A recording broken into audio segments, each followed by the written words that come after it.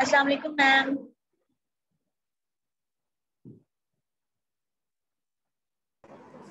वालेकुम अस्सलाम। कैसे हैं आप लोग? अल्हम्दुलिल्लाह मैम, आप सुनाएं। अल्हम्दुलिल्लाह। अच्छा मैम, स्टूडेंट, जी जी लास्ट क्लास में क्या हुआ था कि हमारी ईद के बाद पहली क्लास थी जो पेशेंट सेफ्टी की थी। तो मैम, हमारी आधे से ज़्यादा जो स्टूडेंट्स थे उनको यही था कि हमारी शाम को क्लास होगी, क्योंकि एलएमएस के मुताबिक वहाँ पे 6:30 लिखा हुआ था। तो मैम, हमें नहीं पता था कि 12:30 क्लास है, तो हमारी काफ़ी स्टूडेंट्स की, मेजोरिटी स्टूडेंट्स की मिस हो गई थी क्लास। तो मैम, काइंडली हमारी अटेंडेंस लगा दें, आपने सबकी उनकी मार्क एब्सेंट की हुई है। हाँ, क्योंकि आप लोग एब्सेंट ही थे सारे और टाइम का तो मैम मुझे। मैम, हम लोगों को 6:30 का था। बाद में जब हमने चेक किया तो तब पता लगा कि आपकी क्लास हो गई हुई है 12:30 बजे, क्योंकि मैम कंफ्यूजन हो गया था, क्योंकि एलएमएस पे 6:30 लिखा आया था। तो मैम, काइंडली प्लीज लगा दें हमारी अटेंडेंस पिछली क्लास की। सर, मैं कोई एक्स्ट्रा लेक्चर ऐड करके फिर लगा दूँ जिसकी अटेंडेंस यही हो सकता है, वहीं पर कॉम्पनसेट होगी, क्योंकि पिछली ओके अटेंडेंस तो मैम। एडिट इस तरह नहीं हो सकती। अच्छा, कुछ स्टूडेंट्स का जो है वो क्लैश वाला मसला आ रहा है। तो बेटा, क्लैश का ये है कि मेरे हाथ में कुछ नहीं है, ठीक है, सीधी सी जो बात है। पेशेंट सेफ्टी 1 की क्लास 4th स्लॉट पे ट्यूसडे को हुआ करेगी, ठीक है। अब जिन बच्चों के क्लैशेस का मसला है, आप अपने जो दूसरे रिसोर्स पर्सन हैं आप उनके साथ डिस्कस करें, और ये आप कर सकते हैं कि आप अगर उनके 2-2 सेक्शन हैं या 3-3 सेक्शन है, आप उन्हें सेक्शन चेंज कर लें, ठीक है। क्योंकि इस क्लास में सिर्फ किसी एक डिसिप्लिन के बच्चे नहीं हैं, ठीक है, ना सिर्फ डीपीटी के हैं ना किसी और के हैं, ठीक है, मिक्स बच्चे हैं, सारे डिफरेंट डिसिप्लिन के हैं। इस तरह तो हर बच्चे का क्लैश आएगा, ठीक है। और जब मैंने भी आप लोगों से पूछा था कि मुझे अपनी मर्जी का वीक में से सैटरडे के अलावा कोई टाइम बता दें जिसमें आप लोग मिलेंगे क्लास लेने के लिए, आप लोगों के स्लॉट्स फ्री हैं, तो उस टाइम भी मुझे बच्चों की ईमेल्स आई थी कि नहीं, हम मतलब हमारा यही वाला टाइम रहने दें, मतलब और अगर कोई टाइम रखेंगे तो हमारे पास क्लैश आएगा, ठीक है। तो मैं तो इसके बीच में कुछ नहीं कर सकती, क्योंकि आप लोग खुद ही एग्री नहीं कर रहे हो कि आप लोगों ने किस टाइम पे क्लास लेनी है। अगर 4th स्लॉट पे नहीं लेनी थी तो आप लोगों को चाहिए कि मुझे खुद बता दो, लेकिन उस पर भी आप लोगों का कोई जो है ना वो एक नहीं बन रहा, ठीक है, क्योंकि मैं कहूँगी तो फिर आप लोग कहेंगे कि नहीं, इस पर भी नहीं हमारा टाइम सेट हो रहा और उस पर भी नहीं हो रहा। इवनिंग में अगर आप लोग चाहते हैं कि 6:30 पे क्लास हो जाए, जैसे ट्यूसडे को 6:30 पे हो जाए, तो वो की जा सकती मैम है। मैम अब तो ट्यूसडे को भी 6:30 में हमारी क्लास आ गई है SCP-2 की। तो मैं अब रात को 10 बजे तो क्लास लेने से रही, या अगर लेनी है तो मुझे बता दो, मैं ले लेती हूँ। मैम नहीं अब तो मैम, वो भी ले उससे लेंगे, ज़्यादा क्योंकि मैम हमारा क्लैश आ रहा है। सरफनान को भी मेल की थी तो उन्होंने आपको कहा कि आप एडजस्ट कर दें। मैं किस तरह मैम एडजस्ट करूँ, हमारा मेरे पास एक्चुअली एक ना स्टूडेंट नहीं है, फ्राइडे। मैं अब 2-2 क्लासेस तो नहीं ना एक सब्जेक्ट की ले सकती, या मैं अब आप लोग चाह रहे हो कि मैं हफ्ते में जो है 6 दिन मैं पेशेंट सेफ्टी पढ़ाती रहूँ आप लोगों को, 2 दिन मैम, दो मैं बच्चों को आपको पढ़ा बताती दूँ, हूँ कि अगले ना दिन। हमारा तो साढ़े मैम आप छः फ्राइडे को ले सकती हैं फ्राइडे को 6:30 क्लास पे। होती है SCP-2 की। मैम, SCP-2 की सिर्फ ट्यूसडे और फ्राइडे को 6:30 बजे क्लास होती है, वरना आप बाकी दिनों में नहीं होती। तो अगर आप किसी और दिन ट्यूसडे फ्राइडे के अलावा क्लास रख लें, हमारी वेडनेसडे सैटरडे रख लें, या कोई मंडे थर्सडे रख लें सारी, यस मैम। मैम उस वक्त हमारी कोई क्लास नहीं होती। तो उस वक्त सब 6:30 बिलिंग पे हो जाएगी, 6:30 बजे किसी की क्लास नहीं होती, सिर्फ ट्यूसडे फ्राइडे को ना SCP-2 की क्लास स्टार्ट हो गई है। ट्यूसडे फ्राइडे को SCP-2 की, मंडे को रख लूँ अगर तो? Yes ma'am, Monday Thursday yes रख मैम लें। ठीक है। मंडे 6:30। अब मेरे यस। पास यहाँ पे 67 स्टूडेंट्स जो हैं वो श्योर हैं, ठीक है, 66, ठीक है, एक तो मैं खुद हूँ। तो अब इन 66 स्टूडेंट्स में से जो बच्चे सुन रहे हैं, अगर नहीं भी सुन रहे तो काइंडली थोड़ी देर के लिए सुन लें और मुझे ये बता दें कि मंडे को 6:30 का टाइम सबको सूट कर रहा है, सबका ठीक है, अपने हैंड नहीं रेज कर दें, मैम, ठीक है। नहीं मैम मैम, है। मेरी नहीं उस टाइम क्लास होती है। उस टाइम कोई क्लास नहीं होती। जो याद नहीं बच्चे ना, बिलिंग है वो मतलब अपने हैंड रेज कर दें, मुझे उधर से आइडिया हो जाएगा। इस तरह तो आप, मैं देखती हूँ कितनी मेजोरिटी है।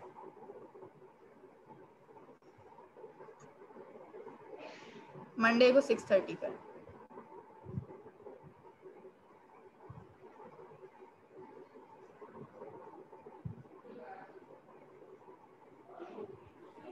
अस्सलाम वालेकुम मैम। वालेकुम सलाम जी। मैम एक्चुअली मेरी इंटर्नशिप है तो मैं शाम को 6:30 बजे क्लास नहीं ले सकती। मतलब इंटर्नशिप तो आपकी अब यूनिवर्सिटी का पार्ट नहीं है ना, बीच में यूनिवर्सिटी ने तो नहीं ना आपको भी कहा कि आप इंटर्नशिप कर लो जाके। अब आपकी क्लासेस तो आपकी इंटर्नशिप की टाइमिंग को, इस तरह तो फिर आप जॉब भी कर सकते हो। आप कल को कह दो कि मैं तो जॉब कर रही हूँ तो मेरी क्लास जो है वो आप शाम को ले लिया करें, रात को ले लिया करें, तो ऐसा तो पॉसिबल नहीं है। या है ऐसा पॉसिबल तो मुझे बता दें। मैम हमारी क्लास होती है मंडे को मंडे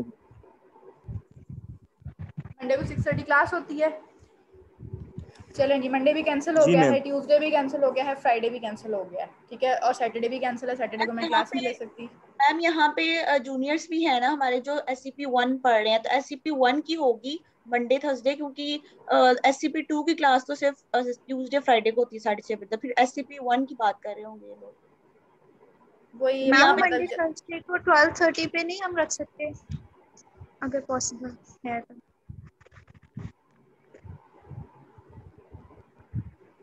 नो मैम, उस टाइम पे फार्मा की क्लास होती है।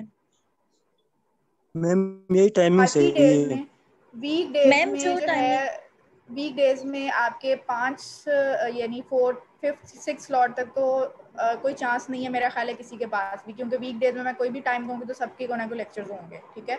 तो टाइम यस आप मैम। आपके पास आखिरी स्लॉट वो 6:30 वाली रह जाती है, ठीक है, उसी पे क्लास हो सकती है, जिसपे मेरा ख्याल है कि किसी दिन मेजॉरिटी फ्री होगी, ठीक है। और उसके अलावा जो टाइम है एक वो यही वाला है।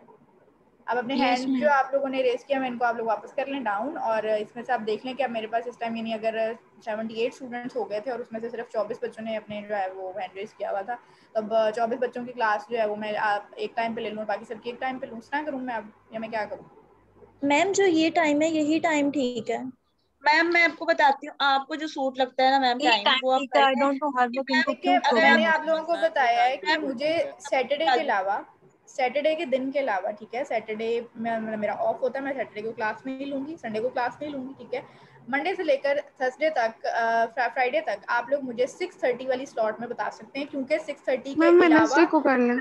अगर किसी स्लॉट में, एक मिनट, 6:30 के अलावा अगर किसी स्लॉट में रखते हैं ना क्लास, तो वो ये है कि वो सबका कहीं ना कहीं क्लैश आएगा, क्योंकि दिन में सबकी क्लासेस होती हैं, ठीक है, कोई मैम ना फिर आप किसी बच्चे वेडनेसडे का को कर लाजमी लें। क्लास होगा। यस मैम फिर मैम, आप अभी आप वेडनेसडे वेडनेसडे कर कर लें लें। 6:30 बजे वेडनेसडे। अब वेडनेसडे वेडनेसडे साढ़े छः किसी की वेनेसडे को एससीपी की क्लास होती है। ये देख लें जी, ऐसी यार भी निकल SCP आई है। कौन सी वाला SCP 2 तो ट्यूसडे फ्राइडे को, SCP 1 तो एससीपी 2 अली रजा की वेनेसडे को होती है, वेनेसडे सैटरडे। तो उनको को ना कि वो थोड़ा सा टाइम को पहले या बाद में, हाँ क्योंकि इन बच्चों में तो बहुत क्लैश आ रहा है, और सर बहुत अफनान खुद क्लैश आ कह रहा रहे हैं है कि मैम को कि आप वो आपको एडजस्ट करें। अब हमने कहीं ना, यार। वो तो ऊपर अभी से स्टार्ट भी नहीं हुई, इसकी तो एक क्लास भी नहीं हुई।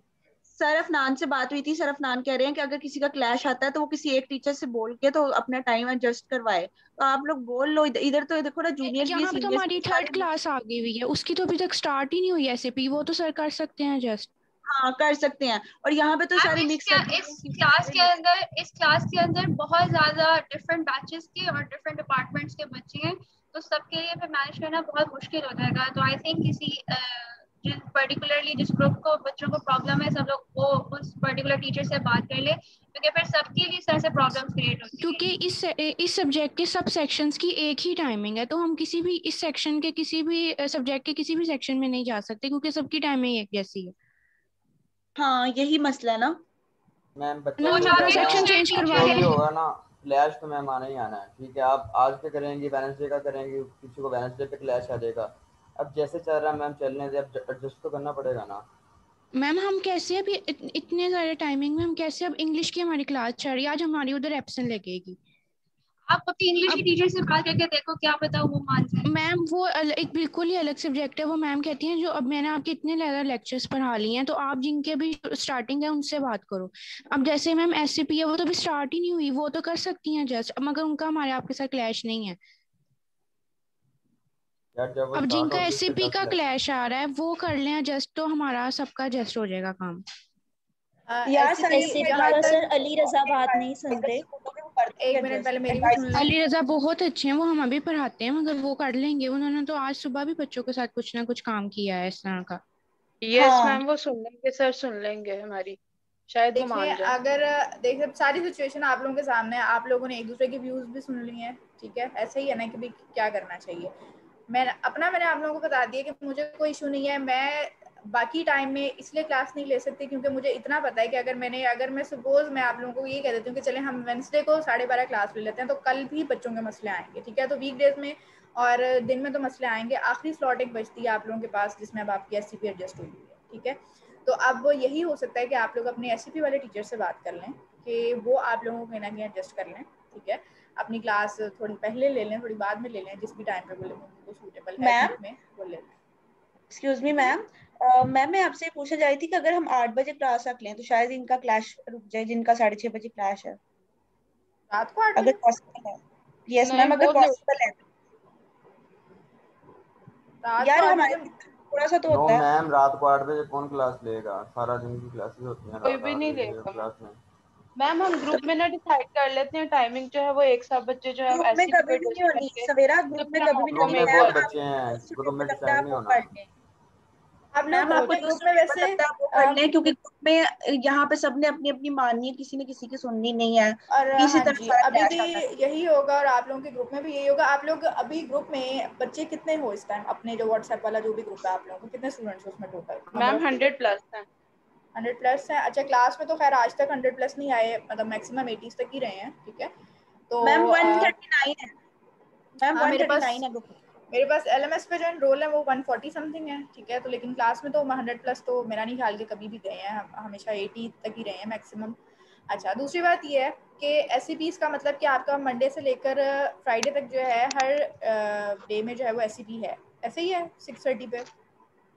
मैम वीक में एक मंडे थर्सडे भी है, ट्यूसडे फ्राइडे भी है, ठीक है। और पीछे सैटरडे बेचारा बचता है, एक सैटरडे मैम वेडनेसडे सैटरडे को नहीं है, और वेंसडे को अभी अभी एक ने बोला है कि वेंसडे को भी क्लास है। इससे को भी है। हाँ जी, वेंसडे को भी होती है, ठीक है। अभी आप लोगों के मैम सामने उनकी, क्लास। मैम जिन्होंने वेडनेसडे सैटरडे बोला है ना, उनकी एससीपी का क्लैश नहीं है, उनका किसी और सब्जेक्ट का क्लैश है। कौन सा सब्जेक्ट? मैम एससीपी की क्लासेस सिर्फ फ्राइडे तक हैं, सैटरडे को नहीं है किसी का भी। मैम सैटरडे को सैटरडे को मेरा नहीं है। एससीपी है। मैम वेडनेसडे को डे टाइमिंग में रख रहे हैं आप। मैम मेरी बात सुने, सुबह 8 बजे ले सकते हो क्लास? मैम वेडनेसडे मैम को सुबह 8 बजे भी क्लास होती है। मैम क्लास वेडनेसडे वालों की किन जो वेडनेसडे वाले जितने भी बच्चे हैं उनकी किस टाइमिंग पर क्लास नहीं है वो बता दें। मैम यार आप सुबह तो नहीं सैटरडे को होती कर है। ले, सैटरडे को एससीपी की कोई क्लास नहीं होती, सारे सेक्शंस की फ्राइडे तक क्लासेस हैं, सैटरडे में कोई टाइमिंग कर ले मैम। सैटरडे मेरा ऑफ होता है। मैम आप वेडनेसडे में कर लें, चाहे इसी टाइमिंग पे कर लें अगर बच्चों का क्लैश नहीं है तो। मैम वेडनेसडे को वेडनेसडे को बहुत फिर आप क्लासेस ऐसे हैं, करें कि तो आप किसी फैकल्टी मेंबर से कंसल्ट करके खुद ही डिसीजन ले लें, क्योंकि हर दिन में बच्चों के क्लैशेस आने हैं, यही टाइम देखिए है। मैं ये काम इसीलिए नहीं कर रही, कि मैं अगर किसी फैकल्टी मेंबर को अपने साथ तैयार भी कर लेती हूँ कि वो अपने सब्जेक्ट्स की अपनी टाइमिंग मेरे साथ थोड़ी बहुत ऊपर नीचे कर ले, तो उसके बाद भी आप लोगों ने उठ के फिर यही कहना है कि कुछ ना कुछ बच्चे बीच में से कहेंगे, जैसे अभी हो रहा है। मैं तब से यही सुन रही हूँ कि वो बच्चे फिर उठ के कहेंगे कि हमारा यहाँ पे भी क्लैश आ रहा है, तो मैं फिर किस से जाके बात करूँ? मुझे आप लोग ये बता दें। मैम मेरा ये ख्याल है कि जो आप अभी टाइम है यही टाइमिंग टाइमिंग यही रहे। मैम आप एससीपी की टाइमिंग की बात कर लें, 8 बजे वो खत्म होती है तो आप 8 से 9 कर लें। 8 से 9 बजे बेटा आप लोगों में से कोई भी विलिंग नहीं होगा क्लास लेने के लिए, 2-4 बच्चों के मैम अलावा। अगर ये लोग अब विलिंग नहीं है तो फिर ये इन लोगों के टेक पे है ना। मैम लेकिन अब हमने तो क्लास लेनी है, हम तो 8 बजे लेने और के लिए भी तैयार हैं क्योंकि हमने लेनी है। 8 बजे जो है वो कोई स्लॉट भी नहीं होता, ये 8 बजे तो फिर मैं मतलब एक्स्ट्रा क्लास ही एक तरह से लूंगी, चलो मैं फिर भी ले लूंगी, लेकिन ये है कि आप लोगों में से विलिंग नहीं होनी आती है वहाँ क्लास लेने के लिए। मैम और हमने मेरी तो बात क्लास सुनो, इनसे हैंड रेज करवा लेंगे, फोन नहीं होगा पेशेंट सेफ्टी के 10 लेक्चर हैं, हम एडजस्ट करें, जिसमें अब हम एडजस्ट 3 8 हो बजे गए के लिए हैं। भी तैयार हैं। मैम मैम क्योंकि यही टाइम देखिए सिर्फ ठीक है, 10 बस लेते लेक्चर्स रहे 10 आप। लेक्चर्स को 10 दिन अगर हम लोग इस तरह गुजार लेंगे तो कुछ नहीं हो जाएगा। अगर 8 बजे क्लास ले लेंगे तो अगर सारे राजी हो जाए तो अच्छा हो जाएगा, क्लैश भी नहीं आएगा किसी का। मैम कोई फिर सोता तो क्लैश है नहीं करते 8 बजे, कोई उन मसला सबने नहीं है। मोबाइल ही यूज करने होते हैं, तो क्लास ही लेने का मतलब। क्लास तो तुम लोगों ने होना ही होता है मैम वैसे सुबह भी। 8 बजे ले लें आप। सुबह 8 8 बजे बजे ले भी लें। क्लास, सुबह 8 बजे भी मैम क्लास सुबह 8 होगी बजे बच्चों भी की। क्लास है, मोलेक्युलर की 8 बजे सुबह क्लास है। अच्छा मेरी बात सुने, वेडनेसडे में तो वेडनेसडे डे को, टाइमिंग में इतनी क्लासेस नहीं है। अच्छा मेरी मैम बात सुने, आप ना वेडनेसडे वेडनेसडे वाले को दिन, रख लें। वेडनेसडे को 8 बजे, रात को 8 बजे कितने लोग मिलेंगे क्लास लेने के लिए? विलिंगनेस से मुराद ये है कि आप लोग फ्री हैं, विलिंगनेस मतलब आप लोग लेना नहीं चाहते, वो कोई रीजन नहीं है, सिर्फ मुझे ये बताएं कि फ्री हैं कि नहीं है बुध वाले दिन रात को 8 बजे क्लास तो होगी। आप लोग लेना नहीं चाहते होंगे वो आप लोगों की मर्जी है, ठीक है, क्योंकि अब आप लोगों की ऐसी हरकतों की वजह से ये तो नहीं है ना कि क्लास हम कैंसिल करते हैं, अगले सेमेस्टर में पढ़ लेना पेशेंट सेफ्टी, ठीक है, ऐसे तो हो नहीं सकता। आधी रात को कौन क्लास लेता है? जिनका इशू होता है वो ले लेते हैं। बिल्कुल, और ये सिर्फ इसके 10 लेक्चर्स हैं, 10 में से 3, मेरी बात सुनो, 10 में से जो है वो 3 लेक्चर्स आप लोगों के गुजर गए हैं, पीछे 7 लेक्चर रह गए हैं। 7 दिन के लिए मेरा ख्याल है कि आप लोग एडजस्ट कर सकते हो, ठीक है। और आप लोगों का 20 की, आप लोगों को पता है कि इस सब्जेक्ट की कोई असेसमेंट इस तरह से नहीं होती, सिर्फ आपका फाइनल एग्जाम होता है, ठीक है ना। तो मेरा नहीं ख्याल कि ये इतना बड़ा इशू किसी के लिए होना चाहिए। अगर ये इशू बनेगा तो फिर ये अब आप लोगों के अपने ऊपर है। फिर मैंने तो टाइम नहीं चेंज करना, मेरी तरफ से 12:30 रहेगा, जिसने आना जो अटेंड करेगा उसकी अटेंडेंस लग जाया करेगी, उसका सारा कुछ हो जाएगा, जो नहीं आएगा 8:30 वाला फीजिबल नहीं है बिल्कुल भी, यही टाइम सबसे बेहतर है। 8:30 वाला बिल्कुल फीजिबल नहीं है मैम। मैम वेडनेसडे को 6:30 कर लें मैम, ये ठीक है। मैम फिर 6:30 हो सकता है।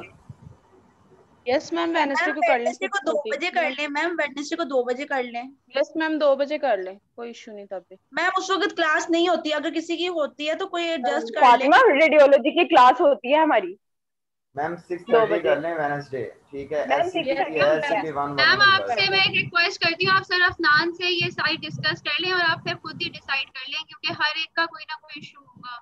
तो आप सर अफनान से सबकी क्लासेस के अकॉर्डिंगली बात कर लें खुद ही। और सर अफनान से जब मैंने बात की थी सर अफनान से, तो उन्होंने मुझे ये कहा था कि आप स्टूडेंट से उनका पूछ लें कि क्योंकि ये डिफरेंट ये बैच, ये वाला जो मतलब मेरे पास सेक्शन है ये वाला आप लोगों का पेशेंट सेफ्टी का, इसका यही सीन है कि यहाँ पे डिफरेंट डिसिप्लिन्स के बच्चे हैं, ठीक है, डिफरेंट डिग्रीज के बच्चे हैं। तो उनमें से हर किसी का मसला आएगा, तो इसलिए आप बच्चों से ही डिस्कस कर लें और उनसे ही पूछ लें कि वो किस टाइम पे फ्री हैं। और मैं वही कर रही हूँ, और वो अब मैं देख के परेशान ही हो गई हूँ कि आप लोग क्या कर रहे हैं, ठीक है। जो प्रपोज टाइमिंग्स हैं मैम, जो प्रपोज टाइमिंग्स हैं आप सबसे वो पूछ लें, जिसके ज्यादा वोट्स हैं आप फिर उसी के अकॉर्डिंग मैं बता देती हूँ प्रपोज टाइमिंग आप लोगों के पास एक तो यही वाली है, ठीक है, ट्यूसडे को 12:30। सेकंड नंबर पे आप लोगों के पास ऑप्शन है, आप वेडनेसडे को ले सकते हो रात को 8 बजे। ये अब आप लोगों के ऊपर है, ये मैं आप लोगों की रिक्वेस्ट पे लूंगी, ये मैंने अपनी मर्जी से नहीं रखनी, ठीक है। अगर वेडनेसडे को 6:30 नहीं हो सकती, 6:30 पे एससीपी है कुछ बच्चों की, वेडनेसडे को 6:30 नहीं हो सकती, ठीक है। बच्चों की एससीपी है, अभी कुछ बच्चों ने स्टार्ट नहीं हुई मैम, जब तक एससीपी स्टार्ट होनी है तब तक ये खत्म हो जाएगी। अभी एससीपी स्टार्ट नहीं हुई, तो ऐसे भी स्टार्ट होगी तो फिर आप लोगों ने जो है वो इस तरह कर लेना है कि या तो आप ऐसा करें। आज से क्लास स्टार्ट होनी है एससीपी की मैम, आज से क्लास स्टार्ट होनी है पहली एससीपी 2 की। तो मैम वो तो अभी वो तो बात की बात है ना, हम अभी पहले पेशेंट सेफ्टी को डिस्कस करते हैं। अभी जो क्लास स्टार्ट नहीं उसके ऊपर डिस्कशन क्यों हो रही है? आप लोग मेरी बात सुनो, उसी को बेस बना के आप लोग डिस्कस कर रहे हो, ठीक है, आप लोग उसी को बेस बना के डिस्कस करो। खैर पहले टाइम स्लॉट सुन लो। आप लोगों के पास एक तो आज का टाइम है 12:30 का, वेडनेसडे का टाइम है और रात को 8 बजे का, 6:30 पे नहीं हो सकती, ठीक है। उसके अलावा क्योंकि मुझे पता है कि अगर मैं 6:30 पे रख भी दूंगी तो तब भी आप लोगों ने उठ के मुझे उसी तरह ये स्क्रीनशॉट्स भेजने हैं कि जी ये हमारा इसके साथ क्लैश है और हमारा उसके साथ क्लैश है, ठीक है। तो इसलिए जो है वेडनेसडे को रात को 8 बजे क्लास आप लोगों की कहने पर होगी, ठीक है। और उसके अलावा अब आप लोगों के पास वेडनेसडे वाले दिन में, वेडनेसडे का जो पूरा दिन है, दिन में अगर आप लोग किसी भी टाइम पे फ्री हो 6:30 के अलावा, जिसमें मेजोरिटी की एससीपी है, मेजोरिटी की है माइनॉरिटी की, तो बुध वाले दिन जो मेरा ख्याल है कि आप में से कुछ लोग फ्री होंगे, मैक्सिमम फ्री होंगे, ठीक है मैम 2 बजे या फिर 8 बजे ही 2 स्लॉट्स का ऑप्शन दें, या तो 12:30 वाला या वेडनेसडे को 8 PM। इसके अलावा ऑप्शन ना दें क्योंकि उसमें फिर ठीक है, ये दोनों स्लॉट्स मानते हैं, बाकी नहीं मानते। ये दोनों स्लॉट्स ही हैं, ठीक है। अब जिन बच्चों ने अपने हैंड रेस किए हुए हैं, मुझे तो ये भी नहीं समझ आ रही कि अब यही बच्चे हैंड उन्होंने भी रेस किए, साथ साथ बोल भी वो रहे हैं कि नहीं वो सही नहीं है टाइम। तो आप लोग मतलब पता नहीं क्या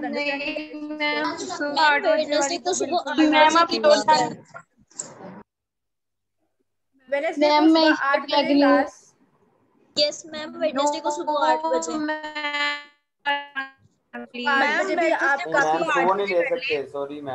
वेडनेसडे को सुबह 8 बजे कर लें, सबसे बेस्ट है। जिसका क्लैश आ रहा है उससे पूछ लें, और कितने बच्चों का क्लैश हो सकता है। एक मैम ना ये सुबह 8 बजे पे मान रहे हैं या ना ये रात 8 बजे पे मान रहे हैं, कौन सा 8 बजे चाहिए? मेरी बात सुन ले, आप लोगों की 8 बजे बात सुन ले, क्योंकि इनको है कि सुबह हमने सोना है और इनकी कोई क्लास नहीं है मैम। ठीक है, सोए बिल्कुल सोए। मेरी बात सुन ले, हमारी क्लास है वेडनेसडे। अब ये जो आप लोगों की, मेरी बात सुन ले, जो आप लोगों की अब ये सारी जो डिस्कशन हुई है ना, ठीक है, एक तो पहली बात ये है कि एक तो ये रिकॉर्डेड है, ठीक है। अब यहाँ पे अगर किसी बच्चे ने ये बात की बाद में कि हमारा क्लैश आ रहा था और मैम ने कहीं पे एडजस्ट नहीं किया, तो ये बात जो है वो किसी तरीके से जो है वो काबिल कबूल नहीं होगी, ठीक है। मैं एडजस्ट करने को तैयार हूँ। अब आप लोगों के मसले हल नहीं हो रहे, मेरी तरफ से टाइमिंग जो है वो 12:30 ही रहेगी, ठीक है। ठीक है मैम। अब अगर 12:30 पे जिन बच्चों के मसले आ रहे हैं वो अपने दूसरे टीचर्स के साथ जाके डिस्कस करें और वो अब उनसे बात करें। जिनके एससीपी के मसले हैं, ठीक है जी, वो एससीपी वालों से बात करें। जिनके बाकी सब्जेक्ट हैं वो उनसे बात करें। अब ये सारी डिस्कशन आप लोगों के सामने हुई है, पिछले आधे घंटे से हम यही बात कर रहे हैं, ठीक है जी। Okay ma'am. और ये आप लोगों के सामने ही है, ये 12:30 ही रहेगी टाइमिंग। अब बाकी सबसे आप जो दूसरे सब्जेक्ट हैं उनके डिफरेंट सेक्शंस में एनरोल हो जाएं। यस मैम, ठीक है मैम। अब कंफर्म है ना कि हमारा ट्यूसडे को सिर्फ 12:30 हुआ करेगी क्लास? हाँ जी, सिर्फ ट्यूसडे को 12:30 बजे। 3 क्लासेस हो गई हैं, 7 पीछे रह गई हैं, ठीक है। तो 10 गुजार लो, 7 दिन जो है किसी तरीके से। यस मैम, ठीक है, थैंक यू मैम। मैम ठीक है, कोई इशू नहीं है, थैंक यू मैम। टाइमिंग आप लोगों की यही रहेगी। हाँ, मेरी तरफ से तो डन है। मैं तो पहले भी यही कह रही थी, आप लोग ही चेंज कराना चाह रहे थे। अब खुद ही देख लो ना, रात को बिलिंग को लेने के लिए, ना सुबह बिलिंग को लेने के लिए, ना दोपहर में मैम बिलिंग वैसे भी मैम, अगर किसी को इशू होता भी है मैम, अगर किसी को इशू होता भी है 12:30 बजे वाला, वो रिकॉर्डिंग सुन ले बाद में लेक्चर की और वो लेक्चर अपना पढ़ सकता है। हाँ, ये ऊपर से जो सबसे बड़ी बात ये है कि सब्जेक्ट भी ये उस लिहाज से मुश्किल नहीं है कि जिसमें आप लोगों को बार बार क्वेश्चन करने की या बार बार जो है वो किसी उसकी जरूरत पड़े। थ्योरेटिकल सा सब्जेक्ट है, बड़ा आसान सा। आप लोगों को मेरा ख्याल है कि मैनेज कर सकते हो। बाकी किसी भी हेल्प की जरूरत चाहिए होगी वो तो मतलब अवेलेबल तो मैं हूँ, आप लोग कर सकते हो। मैम जिनका क्लास आ रहा है वो आपसे अटेंडेंस वैसे ही लगवा लें और रिकॉर्डिंग बाद में सुन लें। यस मैम, इनको सिर्फ अटेंडेंस का इशू होगा, वो आप जरा करते हैं। अटेंडेंस का इशू मैं भी रेंट पे ही देखूंगी, लेकिन ये कि कोशिश यही करें कि आप लोग क्लास में, क्योंकि अगर इस तरह का सीन हुआ तो फिर तो आप सबकी मुझे ईमेल्स आ जानी कि मैम हम क्लास नहीं ले सकते, हमारी अटेंडेंस लगा दें। आप लोगों की हरकतें भी तो सब बच्चों की ऐसी हैं, ठीक है ना। तो अटेंडेंस मैं सिर्फ उन बच्चों की देखूंगी जिनका मुझे लगेगा कि जिनकी देखने की जरूरत है, ठीक है। 1 मिनट आप लोग जरा वेट करें।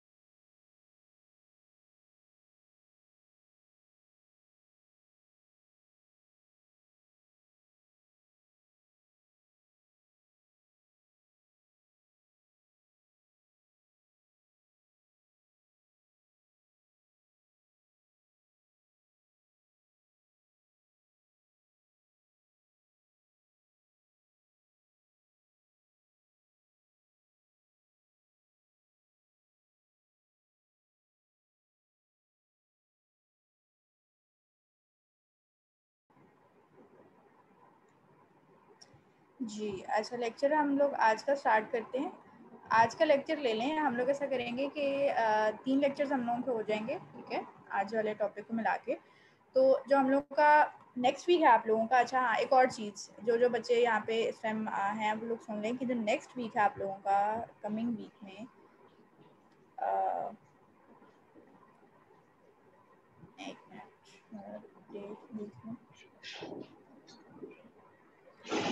अच्छा नहीं ठीक है, कमिंग वीक में कोई इशू नहीं है। जो 8th डेट का आपका 8 जून का जो आप लोगों का लेक्चर होगा ना, वो आप लोगों को उसका जो है मैं एक मेकअप लेक्चर ले लूँगी। 8 जून को आप लोगों की क्लास नहीं होगी, ठीक है, नेक्स्ट वीक होनी है, 8 जून को नहीं होगी, ठीक है जी। मैम आपकी आवाज कट रही है, आप क्या कह रही हैं? मैं ये कह रही हूँ कि 8 जून को आप लोगों की क्लास नहीं होगी, ठीक है, उसके लिए मैं एक मेकअप लेक्चर अरेंज करूँगी, तो मैं आप लोगों का फिर वो उस पर कवर कर दूँगी, सही है? ओके मैम, ओके ये है कि मैं इसके एक ईमेल भी कर दूंगी आप लोगों को, और कि मेकअप लेक्चर जो है वो कब और किस टाइम अरेंज होगा वो भी, ये सारे हम लोगों के लेक्चर्स खत्म होंगे तो उसके बाद किसी एक दिन में जो है ना वो अरेंज कर दूंगी, ठीक है। और नेक्स्ट लेक्चर में हम लोग अपना जो नेक्स्ट वीक वाला लेक्चर होगा ना, उसमें हम लोग ये 3 टॉपिक्स जो आज मिला के हम लोग पढ़ लेंगे ना, तो हम इनको एक दफ़ा डिस्कस करेंगे, ठीक है, और उसके बाद अगला टॉपिक शुरू करेंगे, ताकि जिन बच्चों के जो लेक्चर्स मिस हुए हैं एक दफ़ा उनकी भी थोड़ी सी ज़रा गो थ्रू हो जाएगी, रिविजन हो जाएगी उनकी थोड़ी सी, ठीक है, कि हम लोगों ने क्या पढ़ा था। अच्छा जी,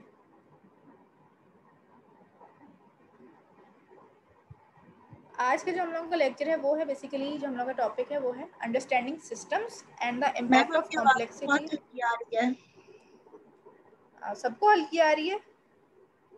नो मैम, हमें ठीक आ रही है। मैम आपकी आवाज ठीक आ रही है। ठीक आ रही है मैम। जिनको हल्की या कम ज़्यादा कुछ भी आ रही है तो आप लोग अपने नेटवर्क को एक दफ़ा देख लें। मैम सबको अनम्यूट कर दें,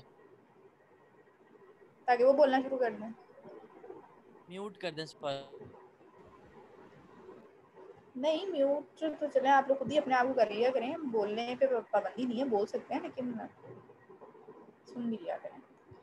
अच्छा जी, आज का जो टॉपिक है वो है basically understanding systems and the impact of complexity on patient care. यानी अब हमने ये सिस्टम्स के बारे में लास्ट टाइम भी डिस्कस किया था कि एक सिस्टमेटिक अप्रोच क्या होती है, आप लोगों ने किस तरह से उस अप्रोच को अपनी डेली लाइफ में, बल्कि मैंने आप लोगों को कहा था कि आप लोग कोशिश क्या करें कि उसको एम्प्लॉय करने की कोशिश क्या करें, कैसे आप लोग छोटी छोटी चीज़ों को अगर एक सिस्टमेटिक तरीके से लेकर चलेंगे, बेहतर तरीके से लेकर चलेंगे, तो आपकी ज़िंदगी काफ़ी आसान हो जाएगी, ठीक है। अब आज के टॉपिक में हमने बेसिकली देखना है कि आपके पास सिस्टम्स क्या होते हैं, ठीक है, सिस्टम्स की जो कॉम्प्लेक्सिटी है वो क्या होती है, और उस कॉम्प्लेक्सिटी का अगर हम हेल्थ केयर पे बात करते हैं तो उस कॉम्प्लेक्सिटी का आपकी पेशेंट केयर पे या आपकी हेल्थ केयर पे क्या इम्पैक्ट होता है, हमने वो देखना है, ठीक है जी। इसमें अब हमारे पास जो लर्निंग ऑब्जेक्टिव है वो ये क्या है कि understand how systems thinking can improve health care and minimise patient adverse events. यानी हमने ये देखना है कि जो सिस्टम्स थिंकिंग है या जो हमारे पास सिस्टम्स हैं उनको आप किस तरह से इम्प्रूव कर सकते हैं, और वो सिस्टम इवेंचुअली फिर आपकी हेल्थ केयर को कैसे इम्प्रूव करेंगे, और उसके बाद जो आपके पेशेंट एडवर्स इवेंट्स हैं वो किस तरह से मिनिमाइज होंगे।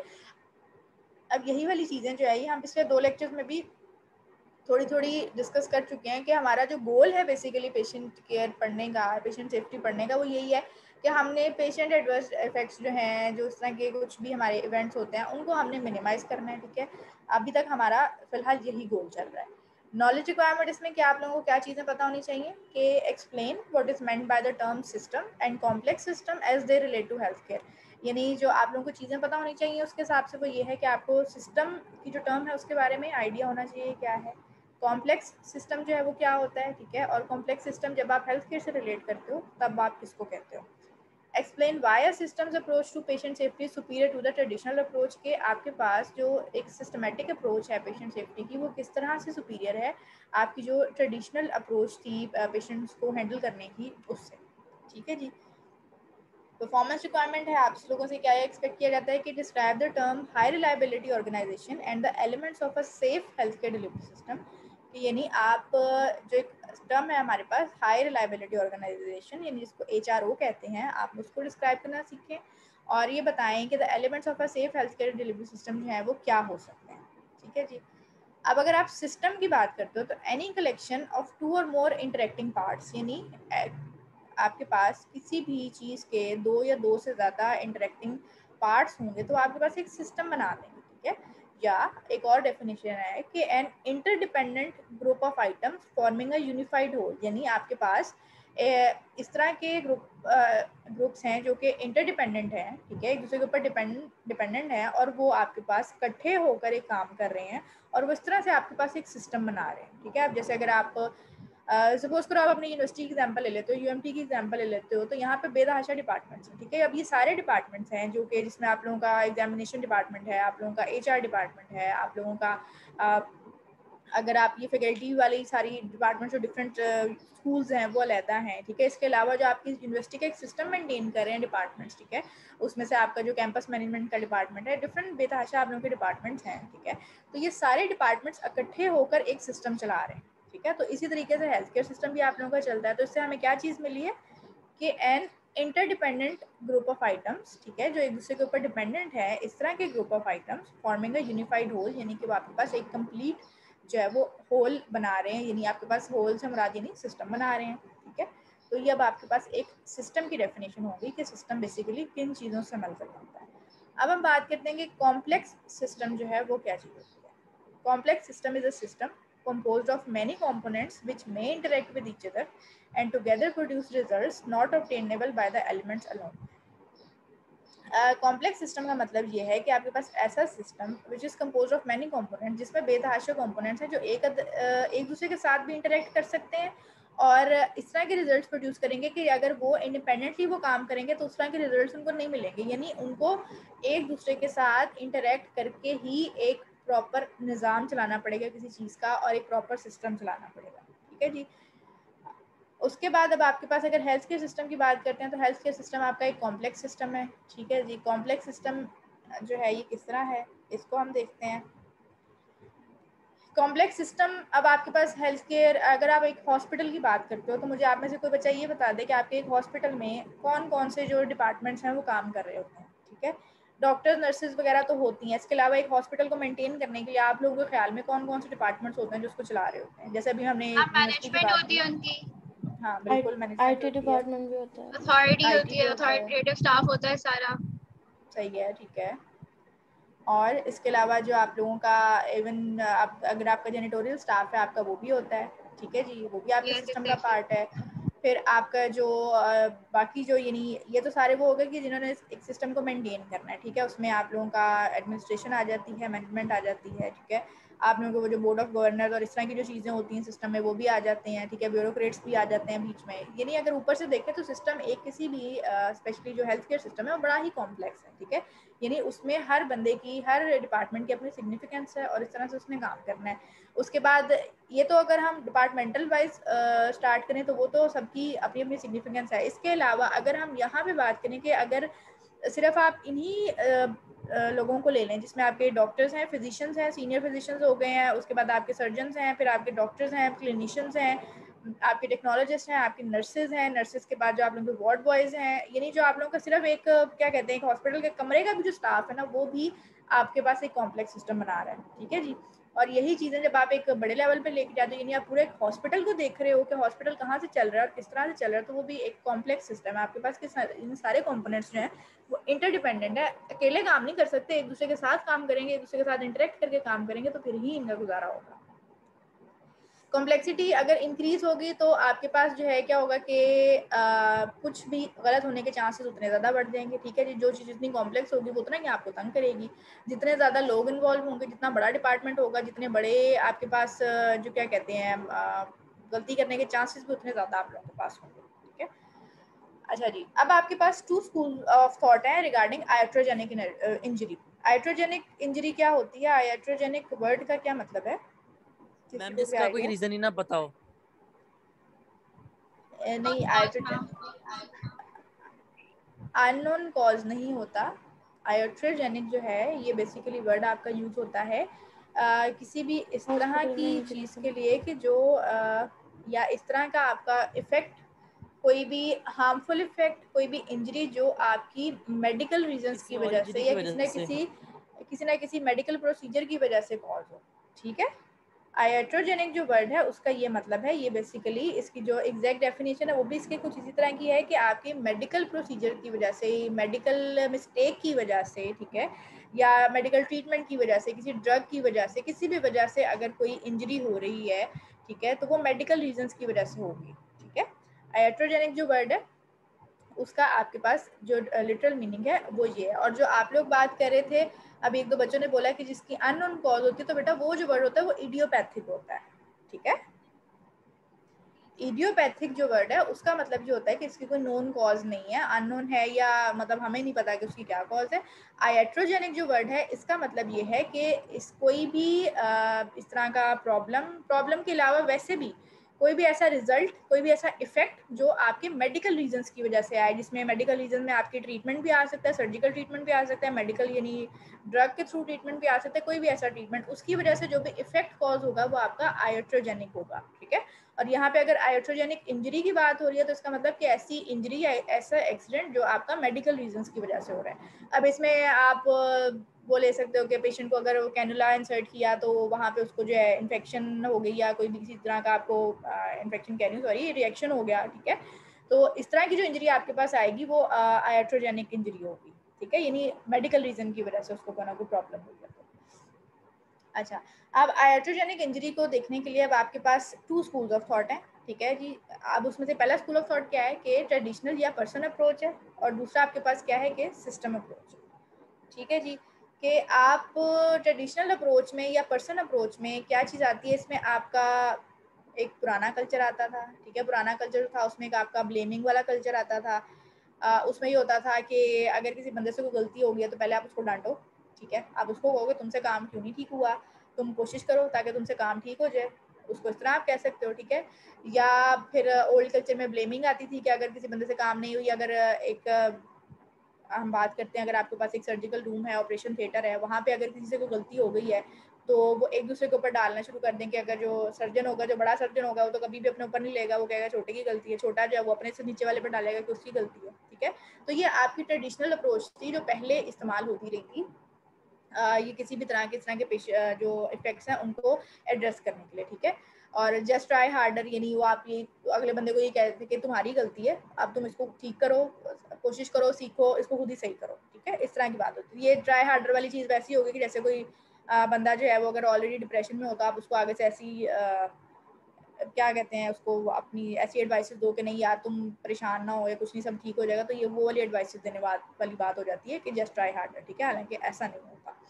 उसके बाद अब अगली जो चीज़ आती है आपके पास, जो अगला स्कूल ऑफ थॉट हमारे पास, जो बल्कि लेटेस्ट स्कूल ऑफ थॉट है, वो है सिस्टम्स अप्रोच, जो हम पहले लास्ट लेक्चर में भी डिस्कस कर चुके हैं कि आपने किस तरह से उन फैक्टर्स को इकट्ठा करना है जिनकी वजह से आयाट्रोजेनिक इंजरीज कॉज हुई, ठीक है, उनको इकट्ठा करें, उनको डिस्कस करें, उनको डिस्कस करने के बाद ऐसे आप सिस्टम बनाएं जिनसे आप उनको इम्प्रूव कर सकते हैं, और उनके इम्प्रूव करने की वजह से जो भी आपका आउटकम है वो आपका बेहतर से बेहतर होता है, बजाय कि आप ब्लेम गेम करें, दूसरों को आप मशवरे दें कि भाई तुम ठीक हो जाओ, तुम ऐसे कर लो, वो करने के बजाय आप अपने सिस्टमेटिक अप्रोच को अपनाएं, ठीक है जी। तो you may encounter both in your journey, अगर आपकी जो भी जर्नी होगी, ठीक है, आप लोग कल को क्लिनिकल सेटिंग्स में जाओगे तो आप ये दोनों चीज़ें देखोगे, ठीक है, आप सिस्टम्स अप्रोच भी देखोगे और आप ट्रेडिशनल अप्रोच भी देखोगे, बल्कि हमारे यहाँ पे तो आप मोस्ट कॉमनली ट्रेडिशनल अप्रोच ही देखोगे, बहुत ही कम जगह है जहाँ पे आपको वाकई एक सिस्टमेटिक अप्रोच मिलती है देखने को। अच्छा जी, पर्सन अप्रोच की आप थोड़ी सी डिटेल देख लेते हैं। या जो हमारी ट्रेडिशनल अप्रोच थी उसमें क्या होता था कि seen errors as a product of carelessness, यानी आप किसी भी गलती को इस तरह से देख रहे हो, हमेशा ही इस तरह से देख रहे हो कि ये किसी ना किसी केयरलेसनेस की वजह से, अगर किसी बंदे से काम हो गया है तो वो उसी की गलती है या उसी की वो नेग्लिजेंस है कि वो काम करना नहीं चाहता था। नर्स है तो वो बस अपना काम छोड़ के वो अपनी सहेलियों से गप्पे मार रही है, वो बैठ के अपने फ़ोन पे नए कपड़े देख रही है, कहीं पे सेल लगी है वो खोल के देख रही है, ठीक है, उसकी वजह से उससे गलतियाँ हो गई थी, वो आपकी केयरलेसनेस में आएंगी या आपकी ट्रेडिशनल अप्रोच में आती थी। Remedial measures directed primarily at the error maker, और इसमें ये क्या होता था कि इस तरह की गलतियों को जब ठीक करने वाली जो बात आती थी तो वो हमेशा उस बंदे के ऊपर आती थी कि तुमने ये गलती की है। अगर नर्स की बात हो रही है तो नर्स को सारे डांट रहे हैं, उसको कह रहे हैं कि तुम्हारे से ही गलती हुई है, डॉक्टर से गलती हुई है तो बंदा डॉक्टर को कह रहा है कि तुमसे ही गलती हुई है, उससे पीछे कि जो भी रीजंस थे, जैसे हम लोगों ने पिछले लेक्चर में बात की थी कि गलती जो है आपकी, जो एरर है वो किसी भी पॉइंट पर हो सकती है, इवन वो आपकी जो फार्मास्यूटिकल कंपनीज हैं, मैन्युफैक्चरिंग जो कंपनीज है, उनके पार्ट पे भी गलती हो सकती है और वो आकर आपके ऊपर भी लग सकती है, ठीक है, कि उन्होंने दवाई गलत पैक कर दी थी, उस पर लेबल गलत लगा दिया था, आपके पास वो गलत आई, आपने वो गलत इंजेक्ट कर दी। यहाँ पे गलती आपकी नहीं है, ठीक है। अगर आप देखा जाए, अगर आपने गलत दवाई इंजेक्ट कर दी थी तो उसमें गलती आपकी नहीं है, आपके पास तो वही थी जिसके ऊपर लेबल लगा हुआ था। आपने भी, आपके पार्ट में गलती ये थी कि आपने उस लेबल को कंफर्म नहीं किया, आपने उठा के वो लगा दी। अब यहाँ पे गलती पीछे से आ रही है, लेकिन अगर हम एक पर्सनल अप्रोच को या ट्रेडिशनल अप्रोच को देखेंगे तो उसमें क्या होगा कि जो भी बंदा होगा वो आपको ही ब्लेम करेगा कि तुम्हारी गलती थी कि तुमने दवाई गलत लगा दी, पीछे से नहीं देखेगा कि पीछे भी गलती चल रही थी, ठीक है।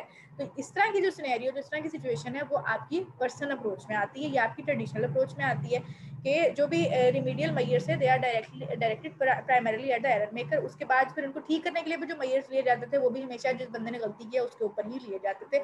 सिस्टम को कोई नहीं देखता था कि हम सिस्टम को इम्प्रूव करें, सिर्फ ये कि जिस बंदे ने गलती किया उसको ठीक करने लग गए।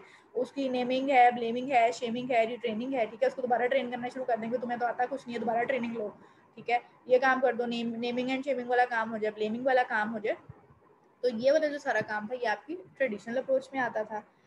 फिर आप अगली जो चीज़ आपके पास थी वो आपके पास थी कि इन एन इंडिविजुअल फेलिंग, यानी अगर आपके पास कोई इंडिविजुअल जो है वो फेलिंग इंडिविजुअल जो है वो किस टाइम पे होगा, ठीक है, कि डजंट वर्क, जो काम नहीं कर रहा। People don't intend to commit errors, only very small minority of cases are deliberate violations के पीपल जो है, यानी जो लोग हैं, हर बंदा अपनी खुशी से अपनी मर्जी से गलती नहीं करता, ठीक है जी। बहुत कम केसेस ऐसे होते हैं या चांसेस ऐसे होते हैं जिसमें आप अपनी मर्जी से या डेलिब्रेटली आपसे कोई ना कोई मिस्टेक हो जाती है, कोई ना कोई वायलेशन हो जाती है, आप उसको मिस्टेक भी नहीं कह सकते, वायलेशन हो जाती है, ठीक है। यूजुअली जो है वो आपके पास एक जो मेजोरिटी है वो हमेशा, हर बंदा, किसी की भी यही ख्वाहिश नहीं होती कि वो कोई इस तरह की, खासतौर पर मेडिकल आपके जो एक सिस्टम है उसमें ऐसी कोई गलती कर दे। It won't solve the problem, it will make it worse. अगर जो फेलिंग इंडिविजुअल है वो कभी भी प्रॉब्लम को सॉल्व नहीं करेगा, उसको मजीद खराब करेगा। जो क्लिनिशियंस हैं विल हाइड द एरर, जो क्लिनिशियंस हैं वो क्या करेंगे कि वो उस एरर को छुपाने की कोशिश करेंगे। मे डिस्ट्रॉय मैनी क्लिनिशियंस इनएडवेंटली, यानी आपके इस रीज़न की वजह से कि अगर आप गलतियां छुपाते जाओगे एक दूसरे की भी अपनी भी, तो इस तरह से जो आपके दूसरे जो क्लिनिशियंस है वो भी विक्टिम बनते जाएंगे। तो इस तरह से ये सारा कुछ जो है ये आपका सिस्टम जो है प्रॉपर फेल होता जाएगा अगर आप पर्सनल अप्रोच को अपनाओगे। फिर अगली चीज़ आती है आपके पास हायरार्की ऑफ कॉम्प्लेक्स सिस्टम, के जो आपका एक कॉम्प्लेक्स सिस्टम है वो किन चीज़ों से मिलकर बना हुआ है, ठीक है। तो अब इसमें अब आपके पास देख लो कि model of complex system consist of a number of major interacting elements, ठीक है। Majority of systems are developed by an integrated acquisition processes. अब आपके पास इसमें इंटीग्रेटेड एक्विजिशन प्रोसेसेस हैं, ठीक है, उनकी वजह से आपके पास मेजॉरिटी ऑफ सिस्टम डेवलप हुए। और यहाँ पे अब जो आपके पास कॉम्प्लेक्स सिस्टम है, जैसे हम लोगों ने पहले बात की, यहाँ पे आपके जो डिफरेंट कंपोनेंट्स हैं वो आपस में इंटरेक्ट कर रहे हैं, ठीक है। अब सिस्टम लेवल की अगर आप डेफिनेशन की बात करो तो उसमें सिस्टम्स हैं, फिर उसके बाद सब सिस्टम्स हैं, कॉम्पोनेंट्स हैं, सब कॉम्पोनेंट्स हैं और पार्ट्स हैं। अब नीचे जो है वो इन सब की एक डेफिनेशन दी हुई है, ठीक है। सिस्टम बेसिकली क्या है, serves as parts of more complex aggregates or super system and perform a significant useful service with only the aid of human operators and the standard infrastructure। यानी आपके पास ऐसा कॉम्प्लेक्स सर्विस है या useful service है जो कि आपके पास काम करी है अपनी जो ह्यूमन ऑपरेटर्स हैं उनकी मदद से और जो आपका एक इंफ्रास्ट्रक्चर था उसकी मदद से, ठीक है। जैसे कि अब आप लोगों की हाईवेज हैं, फ्यूलिंग स्टेशन हैं, कम्युनिकेशन लाइन हैं, ये सारा जो है आपके इंफ्रास्ट्रक्चर में ये चीज़ें आती हैं और ये जाके मिलकर आपका सिस्टम बनाती हैं। सब सिस्टम्स क्या हैं, they perform a closely related subset of the overall system function, यानी एक जो छोटे छोटे फिर आपके उसके अंदर सब सिस्टम्स आते हैं, छोटे छोटे डिपार्टमेंट्स बनते हैं, वो अपना काम करते हैं।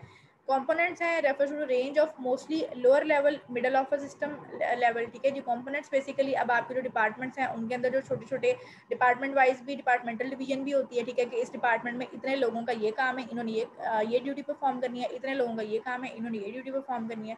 कंपोनेंट्स आते हैं, फिर पार्ट्स आ जाते हैं। पार्ट्स बेसिकली ये हो जाता है कि they perform in combination with other parts, यानी पार्ट्स बेसिकली आप किसी इंडिविजुअल को भी ले सकते हो कि ये दूसरों के साथ इंटरेक्ट करके भी जो है वो कॉम्बिनेशन बनाकर भी काम कर सकते हैं।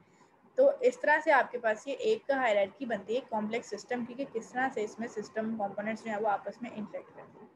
अब ये है कि हमारे पास जो मिस्टेक्स होती हैं आप उनको इन्वेस्टिगेट कैसे कर सकते हो। द मोर भी जी जी मैम ये जो पीछे एक्विजिशन वाला था पॉइंट वो दोबारा बता दें मैम, ये जो इंटीग्रेटेड एक्विजिशन। अच्छा, majority of systems are developed by integrated acquisition process. इसका मतलब ये है कि जितने भी अभी जो कॉम्प्लेक्स सिस्टम्स की बात की थी कि ये डेवलप किस तरह हुए थे, इनको डेवलप करने का एक प्रोसेस का ये नाम है जिसको इंटीग्रेटेड एक्विजिशन प्रोसेस कहते हैं, ठीक है जी। इंटीग्रेटेड एक्विजिशन प्रोसेस का क्या मतलब है? ये इस तरह का प्रोसेस है कि जिसमें आपके जो सारे सिस्टम सब सिस्टम कंपोनेंट्स हैं, ठीक है जी, इनकी डेवलपमेंट जो है बेसिकली वो आपने किस तरह से करनी है। वो सारे सिस्टम आपस में इंटीग्रेटेड किस तरह से होंगे। अब जैसे अभी हमने बात की कि सिस्टम के बाद सब सिस्टम है, फिर कंपोनेंट्स है, फिर सब कंपोनेंट्स और फिर पार्ट्स हैं, कि ये सारे आपस में इंटीग्रेट कैसे होंगे, आपस में एक दूसरे के साथ इंटरेक्ट कैसे करेंगे, और उसके बाद वो फिर आपका एक सिस्टम डेवलप करेंगे। ठीक है, तो बेसिकली आपके पास सिस्टम लेवल को ही कह रहे हैं, सिस्टम लेवल के पूरे सिस्टम लेवल प्रोसेस को ही कह रहे हैं, इस प्रोसेस पूरे प्रोसेस को ही कह रहे हैं। ठीक है, इसका जो डेवलपमेंट का प्रोसेस है ना सारा, ये उसी की बात कर रहे हैं। ओके मैम, बस उन्होंने उसको एक जरा साइंटिफिक सा नाम दे दिया कि इंटीग्रेटेड एक्विजिशन प्रोसेस है। अच्छा जी, उसके बाद अब आपके पास है कि आप इन चीज़ों को इन्वेस्टिगेट कैसे करें, जो आपकी एरर्स हो जाती हैं आप उनको इन्वेस्टिगेट क्यों करें। ठीक है, why investigate. The more we understand how and why these things occur, जितना ज़्यादा हमें समझ आएगा कि चीज़ें किस तरह से हो रही हैं, क्यों हो रही हैं, the more we can put check in place to reduce occurrence, के री अकरेंस, कि अगर जितना ज़्यादा हम चेक रखेंगे, अंडरस्टैंड करेंगे चीज़ों को, उतना ही हम चेक रख के और हम उन चीज़ों को देख सकते हैं, उनको री अकरेंस को हम अवॉइड कर सकते हैं। ठीक है, कि जो हमारे एरर्स हैं वो बार बार रिपीट ना हो। स्ट्रेटजीज में अब आपकी क्या चीज़ आ सकती है, एजुकेशन आ सकती है, न्यू प्रोटोकॉल्स आ सकते हैं, न्यू सिस्टम्स आ सकते हैं। ये चीज़ें हम लोगों ने लास्ट लेक्चर में भी डिस्कस की थी कि किस तरह से आप न्यू सिस्टम्स बना सकते हो, न्यू प्रोटोकॉल डेवलप कर सकते हो, और या आप एजुकेट कर सकते हो, ट्रेनिंग कर सकते हो लोगों की।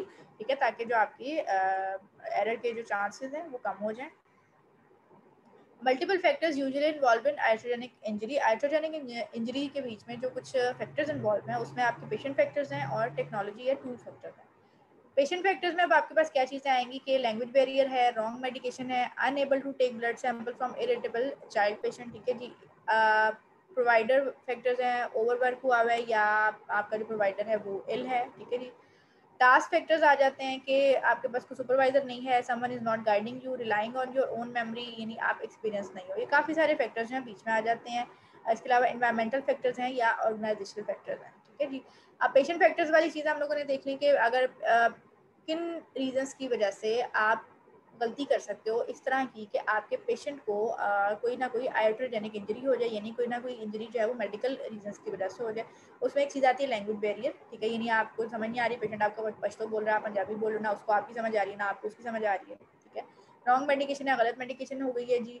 उसके अलावा ये है कि अगर आपके पास कोई पेशेंट है, पीडियाट्रिक पेशेंट है, आप उसका ब्लड सैंपल नहीं ले सकते, वो इरिटेबल है, वो हिल रहा है, वो चीख रहा है, तो आप उसकी वो नहीं ले सकते, उस वजह से उसको इंजरी हो सकती है। ठीक है, इस तरह के यानी फैक्टर्स आपके इन्वॉल्व हैं। प्रोवाइडर फैक्टर हैं। ठीक है जी, यानी कि अगर आपकी अपनी बात करें तो आप ओवरवर्क हो, आप इल हो। इसके अलावा ये है कि आपको काम नहीं आता, वही चीज़ें हम लास्ट सेक्शन में डिस्कस की थी, आप इनएक्सपीरियंस हो, आपके पास कोई सुपरवाइजर नहीं था, किसी ने आपको बताया नहीं कि आपने अगर इस तरह का पेशेंट होगा, अगर इस तरह का बच्चा पीडियाट्रिक पेशेंट है, अगर वो आपको ऐसे तंग करे तो आप ये भी कर सकते हो कि आप उसको थोड़ी देर के लिए कोई माइल्ड सा कफ सिरप दे दो कि बच्चा थोड़ी देर के लिए जो है वो स्कूल में चला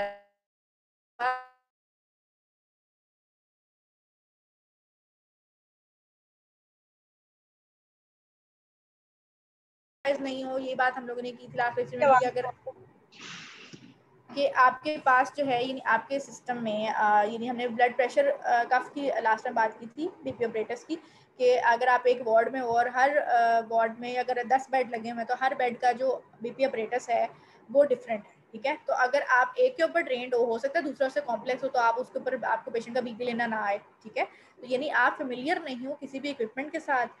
फिर टीम फैक्टर्स हैं, आप एक टीम वर्क में चलना चाहिए आपको, लेकिन आप टीम वर्क में आप नहीं चल पा रहे हो, सामने वाले शायद आपके साथ इंटरेक्ट नहीं कर रहे हैं सही तरीके से। एनवायरमेंटल फैक्टर्स हैं कि आपके वार्ड जो है वो बहुत बिजी हैं, आपके पेशेंट लोड बहुत ज़्यादा है, फैसिलिटीज़ बहुत कम है, अनहाइजेनिक कंडीशन है। ऑर्गेनाइजेशनल फैक्टर्स हैं, यानी वर्कलोड जो है वो भी इक्वली आपके पास डिवाइडेड नहीं है। ठीक है, तो ये इस तरह के फैक्टर्स आपके आइट्रोजेनिक इंजरी में आ जाते हैं। नेक्स्ट अब हमारे पास है स्विस चीज मॉडल। जी जी मैम, ये लैंग्वेज बैरियर से आइट्रोजेनिक इंजरी कैसे हो सकती है? लैंग्वेज बैरियर से आइट्रोजेनिक इंजरी इस तरह से हो सकती है कि आपके पेशेंट को जो है आपको समझ नहीं आया कि पेशेंट क्या करवाना चाह रहा था। हो सकता है कि उसका ब्लड सैंपल आपको चाहिए ही ना होता। ठीक है, ये भी तो हो सकता था ना कि आपने उसका ब्लड सैंपल नहीं लेना था, या आपने उसको उस तरह से ट्रीट नहीं करना था जिस तरह से सपोज करो, छोटी सी एग्जांपल ले लेते हैं, वो आपके पास आया था जी कि उसके पेट में दर्द हो रही है, आप उसको दवाई दे रहे हो, आपको समझ नहीं आएगा वो कहना क्या चाह रहा है, और आप ये समझ आपने अपनी तरफ से जो भी समझा आपने जो उसको दवाई उठा के दे दी खांसी। ठीक है, तो उस वजह से भी आपकी दवाई भी गलत होगी, ठीक है। इंजरी तो हुई ना पेशेंट को, इंजरी बेशक चलो आपको नजर नहीं आ रही है कुछ भी है, लेकिन मेडिसिन के भी साइड इफेक्ट्स होते हैं, तो पेशेंट को तो चली गई ना। उसके अलावा ये है कि अगर आप पेशेंट का ब्लड सैंपल नेसेसरी नहीं था, आपको समझ नहीं आया कि पेशेंट को प्रॉब्लम क्या है, आपने अभी उसका ब्लड सैंपल कह दिया कि इसका जो है ना ब्लड सैंपल करवा लेते हैं। ब्लड सैंपल की वजह से जो है वो अगर जो भी उसको मतलब मसले आएंगे, अगर हो सकता है पेशेंट को नीडल से प्रॉब्लम हो जाए उसके बाद, ठीक है, तो ये चीज़ भी इवेंचुअली आपके ऊपर ही आएगी कि आपने गलत उसको जो है वो लिख कर दिया था कि अब वो जाके अपना ब्लड सैंपल करा ले, ठीक है। तो इस तरह से ये चीज़ें बन गई आपकी आयोट्रोजेनिक इंजरी। आयोट्रोजेनिक से मुराद जो है इंजरी और कोई भी ऐसा इफेक्ट जो आपके मेडिकल रीजंस की वजह से आए, ठीक है। तो ये चीज़ आप लोग, मैम ये जो टेक्नोलॉजी वाला पॉइंट था मैम, इसका बता दें। टेक्नोलॉजी और टूल फैक्टर्स वाला पॉइंट ये है, ये असल में हम लोगों ने लास्ट लेक्चर में भी मैंने आप लोगों को एक्सप्लेन किया था कि टेक्नोलॉजी से फेमिलियराइज होने से क्या मुराद है, ठीक है। इसकी एग्जांपल जैसे मैंने अभी भी दी कि आप अगर एक हॉस्पिटल में काम कर रहे हो, ठीक है, आप एक वार्ड में काम कर रहे हो, हर वार्ड के अगर एक वार्ड में अगर आपके पास 10-12 बेड लगे हुए हैं, ठीक है, और उसमें से यही समझ लो कि जो 6 बेड हैं उनके पास यानी हर बेड का अपना अपना सिस्टम है, उनका बीपी ऑपरेटर्स अपना है, ठीक है, उनके जो पेशेंट मॉनिटर्स हैं वो अपने अपने हैं, ठीक है। अब क्या हुआ कि आपके पास कोई पेशेंट आके किसी ऐसे बेड पे लेट गया जिसका मॉनिटर सिस्टम बिल्कुल नया था, जिसका बीपी ऑपरेटर्स भी बिल्कुल नया था, ठीक है। अभी नया डिपार्टमेंट में आया था, डिपार्टमेंट उठा के लगा दिया वार्ड में। अब बाकी जो उसी वार्ड के जो बाकी बेड्स हैं, जो बाकी बेड्स के साथ जो ऑपरेटर्स लगा हुआ था वो आपके पास पुराना वाला था, आप वहाँ पे कई सालों से काम कर रहे हो, ठीक है, आपके हाथ पे वो चढ़ा हुआ था, आप आराम से मतलब बीपी लेना आपको बड़ा आसान लग रहा था हर चीज़ से। अब जो नई जो चीज़ें आई उसमें जाहिर बात है जो नए मॉनिटर थे उनके बीच में कुछ फीचर्स ज़्यादा थे, जो नया बीपी ऑपरेटर्स था वो ऑटोमेटिक था, ठीक है, वो बस आपने मतलब अगर कोई नया बंदा होगा जो सीख रहा होगा उसके लिए तो आसान होगा, आपको क्योंकि आप उससे फेमिलियराइज नहीं थे। अब पेशेंट बेचारा इमरजेंसी में आया और वो आके उस बेड पे लेट गया, ठीक है, तो अब वो आपको कहेंगे कि आप जाके जिस पेशेंट का मॉनिटर्स इसके साथ अटैच कर दें, पेशेंट के वाइटल्स ले लें या पेशेंट का बीपी चेक कर दें, तो आप वहाँ पे जाके उस टाइम ब्लैंक खड़े हो गए, ठीक है। ब्लैंक क्यों खड़े हो गए? क्योंकि आप फेमिलियर नहीं हो सिस्टम के साथ, ठीक है, यानी आप जो इक्विपमेंट है आप उसके साथ फेमिलियर नहीं हो, आपके जो टूल्स हैं आपको उनका नहीं पता कि आपने उनको इस्तेमाल कैसे करना है, ठीक है। तो ये चीजें जो है ये फैक्टर्स भी है मैम, यानी कि वो टूल्स नए थे कंपेयर टू पिछले टूल्स। हाँ जी, वो टूल्स नए थे, ठीक है, यानी आपने अपने आप को अपडेट नहीं किया टेक्नोलॉजी के हिसाब से, ठीक है। इन टूल्स में ये इस तरह के ऑपरेटर्स भी आ जाते हैं जो यानी ऑटोमेटिक ऑपरेटर्स हैं वो भी आ जाते हैं इन टूल्स में। इसके अलावा कोई ऐसी सिरिंजेस, ऐसे आपके पास इंजेक्शन, ऐसी चीज़ें भी आ जाती हैं जिनको आपको इस्तेमाल करना आना चाहिए, जिनको आपको यूज़ करना आना चाहिए, लेकिन आपने अपने आप को फेमिलियराइज नहीं किया उनके साथ, आपने नहीं इस्तेमाल किया। आप सपोज करो आप जैसे इंटर्नशिप पे जा रहे थे तो आपने बस छोड़ दिया कि भाई ठीक है देखी जाएगी जिस तरह भी है, टाइम गुजार लिया, टाइम पूरा कर लिया, बाद में कल को आपको किसी उसी जगह पे लाके जॉब पे नौकरी पे खड़ा कर दिया कि तुमने अब इस पेशेंट को डील करना है इसी जगह पे, और वो आपको ना करना है, तो ये भी फिर आपकी गलती में आएगी और आपकी मिस्टेक होगी, तो उसकी वजह से आपके पास जो आयोट्रोजेनिक इंजरी हो जाएगी, यानी पेशेंट को जो है फिर मेडिकल रीजन की वजह से कोई ना कोई इंजरी हो सकती है, ठीक है, यानी पेशेंट का ट्रीटमेंट डिले हो सकता है, तो ये चीज़ भी इंजरी में चली जाएगी ना कि पेशेंट को जो ट्रीटमेंट टाइम पे मिलना चाहिए था वो डिले हो गया, पेशेंट को कोई और प्रॉब्लम स्टार्ट हो गई, तो ये चीज़ें आपकी टेक्नोलॉजी में आ जाती है, ठीक है। Okay ma'am, thank you ma'am. उसके बाद अगला जो आप लोगों के पास था वो स्विस चीज़ मॉडल था। इसको मैंने आप लोगों को वेरी फर्स्ट लेक्चर में बताया था कि स्विस चीज़, बल्कि मैंने आप लोगों को कहा था कि आप लोगों ने स्विस चीज़ मॉडल जो है इसको पढ़ना है, ठीक है, उसके बारे में बताना है कि ये क्या चीज़ है। किसी ने पढ़ा था उस टाइम पे क्या था स्विस चीज़? वो मैंने फिर इसलिए छोड़ दिया था कि ये बाद में अगर अगले लेक्चर में चीज़ आ रही है तो ये क्या होता है बताइए। Yes ma'am. क्या अंडरस्टैंडिंग हुई थी इससे स्विस चीज़ मॉडल से? मैम इसमें ये था कि एरर्स जो होते हैं सिर्फ एक सिंगल एरर से सिस्टम जो है वो कोलैप्स नहीं करता, बल्कि काफ़ी सारे शार्प एंडेड एरर्स जब कंबाइन कर जाते हैं तो उसकी वजह से फिर जो है इफेक्ट्स जो हैं वो ज़्यादा एडवर्स हो जाते हैं। बच्चा कोई और अंडरस्टैंडिंग?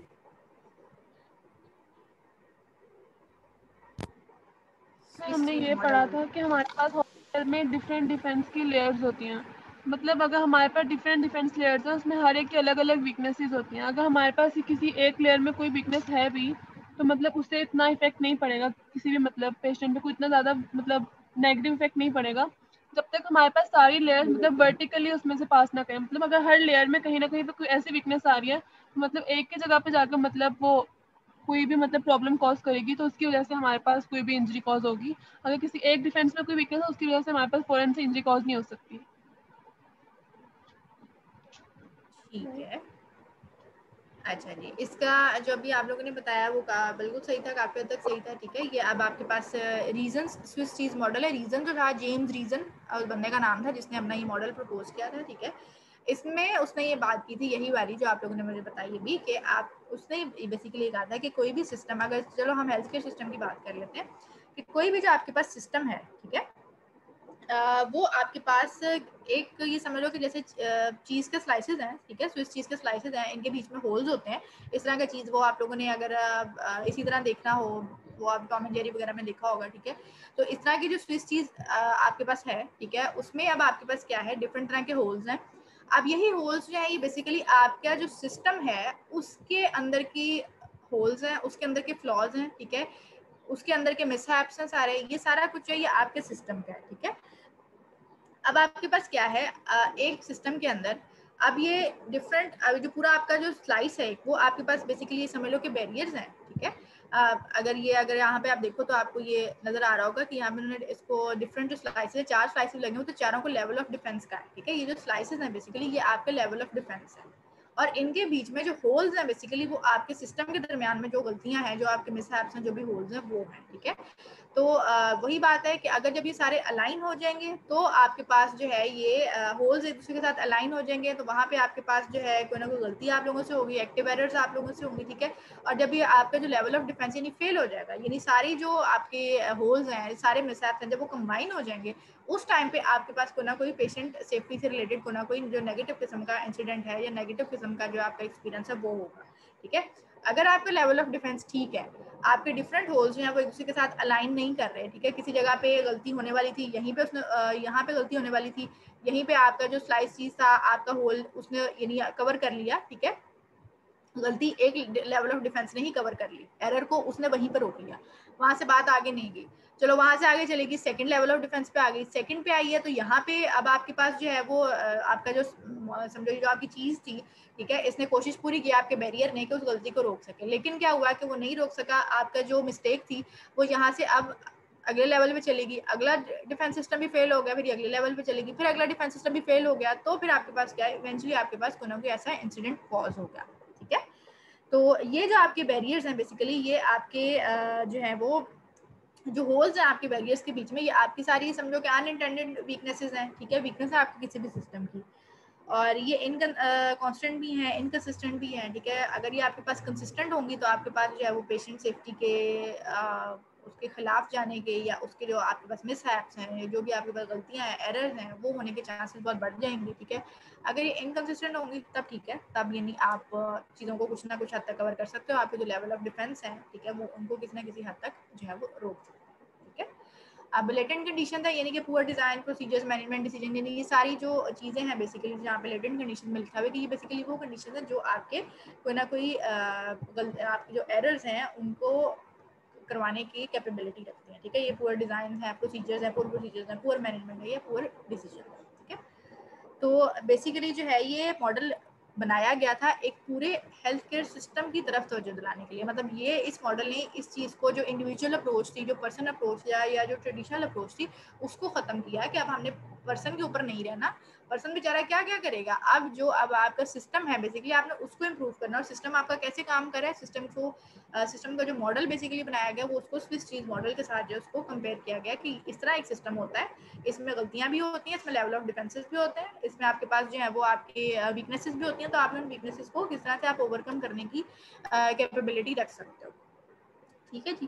तो ये आपका स्विस चीज मॉडल था, ये अब उसी तरीके से वो रीजंस डिफेंस यानी रीजंस जो है वो जेम रीजंस पर्सन का नाम है जिसने ये मॉडल बनाया था। अब उसमें जो है वो पोटेंशियल एडवर्स इवेंट्स जो हैं आप उनको किस तरह से, ये आपके पोटेंशियल एडवर्स इवेंट्स हैं, आप उनके दरमियान में आपने डिफरेंट बैरियर्स लगाए हुए हैं, बैरियर्स के अगर आप नाम देखो तो यानी पॉलिसी राइटिंग है, ट्रेनिंग है, सबसे पहला बैरियर आपका ये है कि आप लोगों को जो अपना सिस्टम है, ये आपका पेशेंट है, ठीक है जी, अब आपने किसी भी एरर को यहाँ तक पहुँचने से रोकना है, और यहाँ से रोकने के लिए आपके पास जो ये पीछे आपने 4 बैरियर लगाए हुए हैं। अब इन हर बैरियर में से पहला जो बैरियर है वो बेसिकली आपको ये कह रहा है कि आपके जो सिस्टम में जो भी लोग काम कर रहे हैं आप उनकी ट्रेनिंग कराएं, ठीक है जी, अपनी पॉलिसीज अच्छी बनाएं, एक बैरियर फेल होगा, ट्रेनिंग नहीं कराई, अगले बैरियर पे आ जाओ। स्टैंडर्डाइजिंग है और सिंप्लीफाइंग है कि आपके पास स्टैंडर्डाइज प्रोसेस नहीं था। जैसे अभी हमने बात की कि अभी जो मैंने आप लोगों को टेक्नोलॉजी की एग्जांपल दी कि एक वार्ड में डिफरेंट बेड्स के ऊपर डिफरेंट बीपी ऑपरेटर्स और डिफरेंट पेशेंट मॉनिटर्स है, तो ऐसा नहीं होना चाहिए। एक स्टैंडर्डाइज सिस्टम आपके पास होना चाहिए। यानी अगर आपने मॉनिटर चेंज करना है तो फिर आप पूरे वार्ड की चेंज करें, ताकि जो भी बंदा आए वो उससे फेमिलियर हो, ठीक है, वो सबको जानता हो। सिंप्लीफाई करें चीज़ों को, ठीक है, बजाय कॉम्प्लेक्स चीज़ें लाने के आप इजी टू यूज इंस्ट्रूमेंट और ऑब्जेक्ट्स जो है वो अपने लेकर आएं, ठीक है। सेकंड बैरियर आपने ये लगाया हुआ स्टैंडर्डाइजिंग वाला, चलो किसी तरीके से ये भी फेल हो गया। वही जो वो वाली एग्जांपल के आपने गलत मॉनिटर था, नया मॉनिटर था, आपको यूज नहीं करना है, या चलो ये बैरियर भी आपका गिर गया, ठीक है। उसके बाद थी अगली चीज़ थी ऑटोमेशन, क्या आप चीज़ों को ऑटोमेट करना सीखें, ठीक है जी। आपका ये बैरियर जो है ऑटोमेशन वाली चीज़ें भी आपकी बेसिकली टेक्नोलॉजी से ही ज़्यादातर रिलेटेड है, ठीक है। इसके अलावा ये कि आप आपस में किस तरह से इंटरेक्ट करते हो, चीज़ों को किस तरह से ऑटोमेट कर सकते हो, फास्ट कर सकते हो, ये चीज़ें आप लोगों से रिलेटेड हैं, ठीक है, यानी पर्सनल इंटरेक्शन से रिलेटेड है। आपका वो भी फेल हो गया, ठीक है जी। उसके बाद आपकी जो डिवाइसेस की इंप्रूवमेंट या आर्किटेक्चर थी, सारे आपके बैरियर गिरते गए और एंड पे क्या हुआ कि जो पोटेंशियल एडवर्स इवेंट्स थे वो आके यहाँ पे यूं करके आपके पेशेंट को लग गए और पेशेंट से रिलेटेड कोई ना कोई आपके पास एरर जो है वो अकर हो गई, ठीक है। तो ये बेसिकली आपका जो डिफेंस सिस्टम है, जो स्विस चीज मॉडल है, बेसिकली वो आपका ये चीज़ एक्सप्लेन कर रहा था, ठीक है जी। तो मेरा ख्याल है कि अब क्लियर हो गया होगा कि स्विस चीज मॉडल क्या है, और उसको अगर हम चीज़ से हटा के भी देखें तो वो हमें क्या क्या चीज़ें बता रहा है कि डिफेंसेस आपकी क्या क्या सिस्टम की, और पेशेंट को आप किस तरह से बचा सकते हो। मैम ये स्विस चीज मॉडल ही है ना जो रीजन डिफेंस था? हाँ जी, रीजन जो है वो जेम रीजन मैं बता रही हूँ कि जेम्स रीजन जो है उस पर्सन का नाम था जिसने ये बनाया था। उसने जो मॉडल को नाम दिया था उसने स्विस चीज मॉडल कहा था, और उसने सारी ये जो है इस तरह से उसको थ्योरेटिकली एक्सप्लेन किया था। फिर अगर हम प्रैक्टिकली देखें तो हमारे पास ये कि जो डिफेंसेस हैं वो आपके सिस्टम में क्या क्या होते हैं, ठीक है, और किस तरह से जो है आपके पास ये चीज़ें जो आप उनको कवर कर सकते हो और एडवर्स इवेंट्स को रोक सकते हो अगर आप इस तरह के डिफेंसेस लगाओगे तो पेशेंट तक जाने से। अच्छा, मुझे ये बताएं कि आप लोगों में से जो स्टूडेंट्स हैं उनमें उनका कोई और लेक्चर तो नहीं स्टार्ट हो गया हुआ, क्योंकि टाइम जो है वो हो गया 1:47 हो गया। मैम 2 बजे स्टार्ट होगा। 2 बजे होगा, चले हम तब तक उसको कंप्लीट कर लेते हैं, काम से होता है। अगली चीज़ आपके पास आती है हाई रिलायबिलिटी ऑर्गेनाइजेशन यानी HRO। HRO की डेफिनेशन क्या है? बेसिकली हाई रिलायबिलिटी का मतलब क्या है? The science of achieving efficient error free operation, यानी कि हाई रिलायबिलिटी एक सिस्टम आपका इतना रिलायबल हो कि आप उससे एफिशिएंट और एरर फ्री काम करवा सको, ऑपरेशन अपना कंप्लीट कर सको। हाई रिलायबिलिटी ऑर्गेनाइजेशन से क्या मुराद है? ऐसी organisation with predictable and repeatable system in place that allow for the consistent execution of operations while catching and correcting potentially catastrophic errors। यानी ऐसी ऑर्गेनाइजेशन जिसके पास इस तरह के सिस्टम्स हों जो कि प्रिडिक्टेबल हों और ऐसे रिपीटेबल सिस्टम्स हों जो कि आपके पास कॉन्टिन्यूसली आपके काम होते जाएं, आपके जो भी ऑपरेशन है उनको परफॉर्म करता जाए, ठीक है, और जो भी आपके पास एरर्स होने के चांसेस होंगे उनको वो पकड़ता जाए साथ साथ, और उनको जो है वो करेक्ट करता जाए। तो ऐसी जो ऑर्गेनाइजेशन, जो ऐसा सिस्टम होगा आपके पास, उसको आप हाई रिलायबिलिटी ऑर्गेनाइजेशन कह सकते हो, ठीक है जी। अच्छा जी, अब इसमें अब आपके पास क्या क्या चीज़ें आती हैं कि प्री ऑक्यूपेशन विद फेलियर, ठीक है जी, commitment to resilience, sensitivity to operation और अ कल्चर ऑफ सेफ्टी। ये चीज़ें सारी जो है आपकी एक हाई रिलायबिलिटी ऑर्गेनाइजेशन जो है HRO जो है उसका पार्ट होनी चाहिए, ठीक है। सेफ्टी कल्चर होना चाहिए, ऑपरेशन की जो सेंसिटिविटी है उसको फेमिलियर होना चाहिए, रेजिलियंस से उसकी कमिटमेंट जो है वो प्रॉपर होनी चाहिए, ठीक है जी। और प्री ऑक्यूपेशन विद फेलियर, यानी फेलियर्स के साथ जो प्री ऑक्यूपेशन है वो सिस्टम की चाहिए। एक मिनट मैम ये HRO की समझ नहीं आई। HRO बेसिकली सबसे पहले आप चीज देखो कि हाई रिलायबिलिटी जो टर्म है उसका क्या मतलब है। हाई रिलायबिलिटी का मतलब ये है कि आपके पास ऐसी science, the science of achieving efficient error free operation, के आप ऐसा प्रोसेस कोई बनाओ जिससे आपको जो भी आपने काम करना है वो बिल्कुल एफिशिएंट हो और एरर फ्री हो, ठीक है। तो ये चीज़ आपकी आ जाती है हाई रिलायबिलिटी के अंदर। और ऐसी ऑर्गेनाइजेशन जो सारे काम कर इस तरह से रही हो कि जिसमें जो है वो आपका सिस्टम बहुत एक्यूरेट हो, एरर के चांसेस बहुत कम हो, ठीक है, और जिसमें आपके पास वो कॉन्टिन्यूसली आपके ऑपरेशंस भी हो रहे हैं, ठीक है, सारा कुछ हो रहा है, और लेकिन ये कि साथ साथ वो उसके अंदर ये कैपेबिलिटी भी है कि वो एरर्स को कैच भी कर रहा है और साथ साथ उनको जो है वो इम्प्रूव भी कर रहा है। तो इस तरह का जो सिस्टम है आपके पास वो आपका हाई रिलायबिलिटी ऑर्गेनाइजेशन होगा, ठीक है। मैम यानी कि ये ऑर्गेनाइजेशन चेक करती है कि कौन कौन सी चीज सही है? नहीं, ये बेसिकली ऑर्गेनाइजेशन खुद होती है एक हायर, जैसे अपनी बात की ना कि हमारे पास हम हॉस्पिटल की बात कर रहे थे कि एक हमारे पास एक कॉम्प्लेक्स सिस्टम है, ठीक है, तो उसी तरह से आप किसी ऑर्गेनाइजेशन को हाई रिलायबिलिटी ऑर्गेनाइजेशन कह सकते हो, ठीक है, जो कि लेकिन इतनी एफिशिएंट होनी चाहिए। बेसिकली ये टर्म यूज हो रही है कि आपके पास इस तरह की एक ऑर्गेनाइजेशन भी होनी चाहिए, ठीक है। Okay ma'am. अच्छा जी, आपके पास बेसिकली थ्योरेटिकल है, इसकी थ्योरी है, ठीक है जी। अब आपके पास एचआरओ थ्योरी यानी हाई रिलायबिलिटी ऑर्गेनाइजेशन की जो थ्योरी है वो आपके पास क्या बता रही है कि it should maintain a powerful and uniform culture of safety, कि आपके पास जो सेफ्टी का एक पावरफुल और यूनिफॉर्म कल्चर होना चाहिए, जो optimal structure and procedures, optimal structure और प्रोसीजर होने चाहिए, intensive and continuing training of individual and teams, जो कि आपका जो भी मेंबर्स हैं, टीम मेंबर्स हैं आप सबके, उनको प्रॉपर ट्रेनिंग के साथ, इंटेंसिव ट्रेनिंग के साथ जो उनको गाइड करना चाहिए, और conduct thorough organisational learning and safety management, और एक थॉरो प्रोसीजर्स होने चाहिए ऑर्गेनाइजेशन लर्निंग के लिए, ट्रेनिंग्स होनी चाहिए, सेफ्टी मैनेजमेंट की जो है डिफरेंट टूल्स एंड ट्रेनिंग्स होनी चाहिए। तो ये आपके एचआरओ थ्योरी के बीच में, यानी हाई रिलायबिलिटी ऑर्गेनाइजेशन की जो थ्योरी है उसके अंदर आपकी ये जो प्रिंसिपल हैं ये उसको फॉलो करने चाहिए। The aircraft carrier, the prototypical HRO carriers achieve nearly failure-free record despite multiple hazards। अब आपके पास क्या है कि जो एयरक्राफ्ट कैरियर्स हैं, ठीक है, आपके पास यानी जो एयरक्राफ्ट कैरियर्स होते हैं, ठीक है, वैसे भी हम लोगों का जो एविएशन की फील्ड है और ये सारी जो फील्ड है बेसिकली जो भी ये फ्लाइंग से रिलेटेड फील्ड है, ये बहुत, इसको हम यही कहते हैं कि ये आपके पास बहुत ही हाई रिलायबिलिटी ऑर्गेनाइजेशन होती है, क्योंकि इसके सारे सिस्टम्स कैलकुलेटेड होते हैं।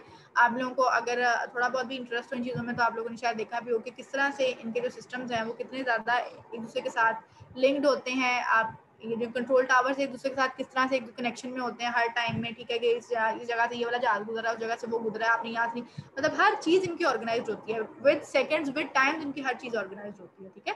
तो ये बेसिकली आपके पास एक प्रोटोटाइप है हाई रिलायबिलिटी ऑर्गेनाइजेशन की, आपके पास यानी एक एग्जाम्पल है बहुत बड़ी आपके पास जो है कि आपके जो हाई रिलायबिलिटी ऑर्गेनाइजेशन है वो किस तरह से काम करती है और काम करनी चाहिए, ठीक है जी। तो ये अब आपके पास एग्जांपल है। अब health care can learn many lesson from HRO. अब हेल्थ केयर सिस्टम और आपकी जो हाई रिलायबिलिटी ऑर्गेनाइजेशन है ये आपस में एक दूसरे के साथ लिंक कैसे हो सकती हैं। हेल्थ केयर जो है वो हाई रिलायबिलिटी ऑर्गेनाइजेशन से क्या क्या चीज़ें सीख सकता है। तो ये है कि although health care is different from other industries, यानी कि तो ऑब्वियस ही बात है कि हेल्थ केयर जो है वो बाकी इंडस्ट्री से डिफरेंट है, यानी ये लोग जो है वो आपके एयरप्लेन नहीं है, ठीक है जी। आप लोग जो है वो कैरियर है, एयरक्राफ्ट कैरियर्स हैं, लोग आपके एयरप्लेन नहीं है, लेकिन फिर भी कुछ चीज़ें जो है वो आपस में समझ सकते हैं। लेकिन we can learn from their successes कि what factors make them work so well, कि ऐसे जो एचआरओज हैं, ये जो हाई रिलायबिलिटी ऑर्गेनाइजेशंस हैं, आप उनसे ये चीज़ें सीख सकते हैं कि कौन से फैक्टर्स जो हैं वो उनको इस काबिल बना रहे हैं कि वो अपना काम इतने अच्छे तरीके से करें, इतने एफिशिएंट है, और कौन से जो फैक्टर्स हैं उनके फेलियर से आप ये चीज़ें सीख सकते हैं कि कौन से ऐसे डिजास्टर्स हैं जो इस तरह के जो हाई रिलायबिलिटी ऑर्गेनाइजेशन है उनमें भी टिपिकली आते हैं, और उनको अवॉइड करने के लिए वो क्या क्या अप्रोच जो है वो इस्तेमाल करते हैं, अपनाते हैं, ठीक है जी। तो हेल्थ केयर सिस्टम जो है वो हाई रिलायबिलिटी ऑर्गेनाइजेशन से किस तरह के लेसन ले सकते हैं। समरी अब आपके पास क्या है इस पूरे टॉपिक की कि हेल्थ केयर आपके पास कॉम्प्लेक्स है, ठीक है, कॉम्प्लेक्स कैसे है, उसमें सिस्टम इन्वॉल्व है, सिस्टम कैसे इन्वॉल्व है, सिस्टम के कॉम्प्लेक्स सिस्टम की हायरार्की आप लोगों को आनी चाहिए कि कॉम्प्लेक्स सिस्टम में उसकी डेफिनेशन क्या होती है, ठीक है, उसके अंदर कौन कौन से कॉम्पोनेंट्स इन्वॉल्व होते हैं। When things go wrong, adopting a system approach is far more productive for patient safety than a person approach। यानी जब आपकी चीज़ें गलत होने लगती हैं, जब आपसे एरर्स होने लगती हैं, तो system approach is far more productive for patient safety. Systematic approach अपनाना, सिस्टम अप्रोच अपनाना पेशेंट सेफ्टी के लिए बहुत इंपॉर्टेंट है as compare to the person approach जो हम ट्रेडिशनल अप्रोच जो हम पीछे डिस्कस कर चुके हैं, ठीक है जी। ये था जी आपका आज का लेक्चर। आई होप कुछ चीज़ें समझ आई होंगी, कुछ क्लियर हुई होंगी। थ्योरेटिकल सी बातें हैं सारी, काफ़ी चीज़ें जो है वो काफ़ी हद तक कॉमन सेंस वाली भी हैं, कुछ टर्म्स ऐसी हैं, ठीक है, जो आप लोगों को आनी चाहिए ताकि आप लोग एक सब्जेक्ट पढ़े हैं उससे रिलेटेड आपको टर्म्स आनी चाहिए जो अभी तक हमने चीज़ें पढ़ी हैं, ठीक है। एचआरओ का पता होना चाहिए क्या है, सिस्टम अप्रोच पता होना चाहिए क्या है, ठीक है। इसमें से कोई क्वेश्चन है तो कर लें। मैम वो जो स्विच चीज मॉडल वाला था वो एक दफा दोबारा बता दें। अच्छा एक मिनट,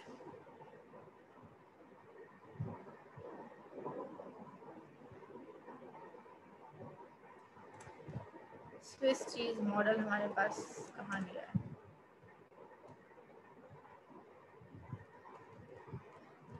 ये रहा जी हमारा स्विस चीज मॉडल। ये बेसिकली आपको ये बता रहा है कि आपका जो एक सिस्टम है, ठीक है। जैसे अगर आपकी एक हॉस्पिटल है, आपकी जो एक ऑर्गेनाइजेशन है, उसमें आपके पास क्या है कि डिफरेंट लेवल ऑफ डिफेंसेस है। बल्कि आप इस इमेज से समझो तो आपको शायद ज़्यादा समझ आएगी। अब पीछे अगर आप लोग देखो तो यहाँ पे आपको पोटेंशियल एडवर्स इवेंट्स नज़र आ रहे हैं, ठीक है। पोटेंशियल एडवर्स इवेंट्स हैं और उनको रोकने के लिए आपके पास डिफरेंट बैरियर्स लगाए गए हैं, ठीक है जी। उन बैरियर्स के डिफरेंट नाम हैं, यानी डिफरेंट तरीके के, बस यही समझ लो कि आप लोगों ने बैरियर लगाए हैं कि जो आपके एडवर्स इवेंट्स हैं ये आपके पेशेंट तक, जो पेशेंट आपका यहाँ पे है, यहाँ तक ये ना पहुँच सके, ठीक है जी। तो जो ये वाली आपकी चीज़ है बेसिकली, ये आपकी ये सारी जो आपका एक मॉडल बनाया गया था, ये बेसिकली आपका एक स्विस चीज़ मॉडल का नाम उसको दिया गया था, जैसे ये है। इसमें भी उसने यही कहा था कि अब आपके पास एक सिस्टम के अंदर, आपके सिस्टम के अंदर डिफरेंट डिफेंस बैरियर्स होते हैं, ठीक है, जो कि आपके एरर होने के जो चांसेस हैं उनको कम करते हैं, ठीक है। लेकिन अगर क्या होगा कि आपके पास, और ये जो आपकी चीज़ के बीच में जो होल्स हैं बेसिकली ये आपकी वीकनेसेस हैं आपके सिस्टम के, यानी आपके सिस्टम के फ्लॉज हैं, आपके सिस्टम्स के बीच में ये समझ लो कि ऐसी मतलब एरर्स हैं, गलतियां हैं, ठीक है, जिनकी वजह से आपकी जो पेशेंट सेफ्टी का जो आपका गोल था वो इफेक्ट हो सकता है नेगेटिवली। अब क्या होगा कि अगर आपके पास ये जो बीच में से रेड कलर की लाइन गुजरी है, इसका मतलब ये है कि पीछे आपके पास जो थे आपके पेशेंट वो होने थे एडवर्स रिएक्शन से, पहली डिफेंस लेयर को भी क्रॉस करके, दूसरे लेवल ऑफ डिफेंस को भी क्रॉस करके, तीसरे को भी, चौथे को भी, ठीक है, यानी सारे होल्स जो हैं ये यानी अलाइन हो गए, यानी वो एरर को रोक नहीं सके और एंड पे क्या हुआ कि एरर आपसे अकर हो गई और इसने आके पेशेंट को इफेक्ट कर दिया, ठीक है। तो ये चीज़ें बेसिकली ये आपके एक सिस्टम का पार्ट है और आपके सिस्टम को बेसिकली एक्सप्लेन करी हैं कि आपका सिस्टम किस तरह से एक स्विस चीज़ जो मॉडल है उससे रिजेंबल करता है, ठीक है। और यानी इसमें जो डिफरेंट लेवल ऑफ डिफेंसेस हैं, अब ये आपका काम है, ठीक है, कि आपने उन लेवल ऑफ डिफेंसेस को किस तरह से स्ट्रॉन्ग बनाना है, उनको किस तरह से इम्प्रूव करना है, ठीक है। अब जैसे अगर आप हेल्थ केयर की बात करो तो ये अब आपके डिफरेंट डिफेंसेस होने चाहिए, नहीं डिफरेंट आपके सिस्टम्स अप्रोच आपकी होनी चाहिए कि आपके पास एक रिटन पॉलिसी होनी चाहिए सारी चीज़ों की, आपके जो स्टाफ है उसकी ट्रेनिंग प्रॉपर होनी चाहिए। उसके बाद क्या है कि स्टैंडर्डाइजेशन और सिम्प्लीफाइंग का प्रोसेस होना चाहिए, ऑटोमेशन होनी चाहिए आपके काम में, और इसके अलावा ये है कि जो डिवाइसेस और आर्किटेक्चर है या इंफ्रास्ट्रक्चर है उसकी इम्प्रूवमेंट होनी चाहिए, तो फिर जाके आपका जो पेशेंट है वो किसी भी एडवर्स इफेक्ट से बच सकता है, ठीक है। प्रॉपर चेक एंड बैलेंस होगा तो फिर आपका पेशेंट जो है वो किसी एडवर्स इफेक्ट से बच सकेगा, एडवर्स रिएक्शन से बच सकेगा, ठीक है। ये ऑटोमेशन का क्या मतलब है? ऑटोमेशन से मुराद बेसिकली ये होती है कि आपका जो काम है वो सारा ऑटोमेट हो। ऑटोमेट होने का मतलब ये है कि आप यानी एक सिस्टम में काम कर रहे हो, ठीक है, आपका काम जो है वो एक दूसरे के ऊपर डिपेंडेंट है, ठीक है जी। यानी आपने ऐसी टेक्नोलॉजीज को बनाना है, ठीक है, या ऐसे आप लोगों ने काम करना है कि जैसे अगर दो बंदे एक पेशेंट की सपोज करो आप एक वार्ड में काम कर रहे हो, आपके पास पेशेंट है, ठीक है, और पेशेंट को जो है वो दो डॉक्टर्स देख रहे हैं एक टाइम पे, एक मॉर्निंग वाला देख रहा है, एक इवनिंग वाला देख रहा है, ठीक है। इसके अलावा जो आपकी नर्स है बीच में वो भी इन्वॉल्व है, वो भी पेशेंट केयर में हेल्प कर रही है, ठीक है जी। इसके अलावा आपके पास आपके टूल्स हैं बीच में, ठीक है, टूल्स जो हम लोगों ने पहले भी डिस्कस किया कि आपका बीपीओ ब्रेटर मॉनिटर वगैरह ये सारी चीज़ें। अब ये है कि आपका सिस्टम इतना ऑटोमेटेड होना चाहिए, ठीक है, इसमें आप टेक्नोलॉजी को भी इस्तेमाल करो और आपस में एक दूसरे के इंटरेक्शन को भी इस्तेमाल करो कि आपका जो पेशेंट की डिलीवरी है, पेशेंट केयर की जो डिलीवरी है वो बिल्कुल सही हो, ठीक है, वो बिल्कुल प्रॉपर हो, यानी आप सारे लोग इसमें इन्वॉल्व हो और अपना पार्ट प्ले करो, तो आप चीज़ों को इस तरह से ऑटोमेट कर सकते हो, ठीक है जी।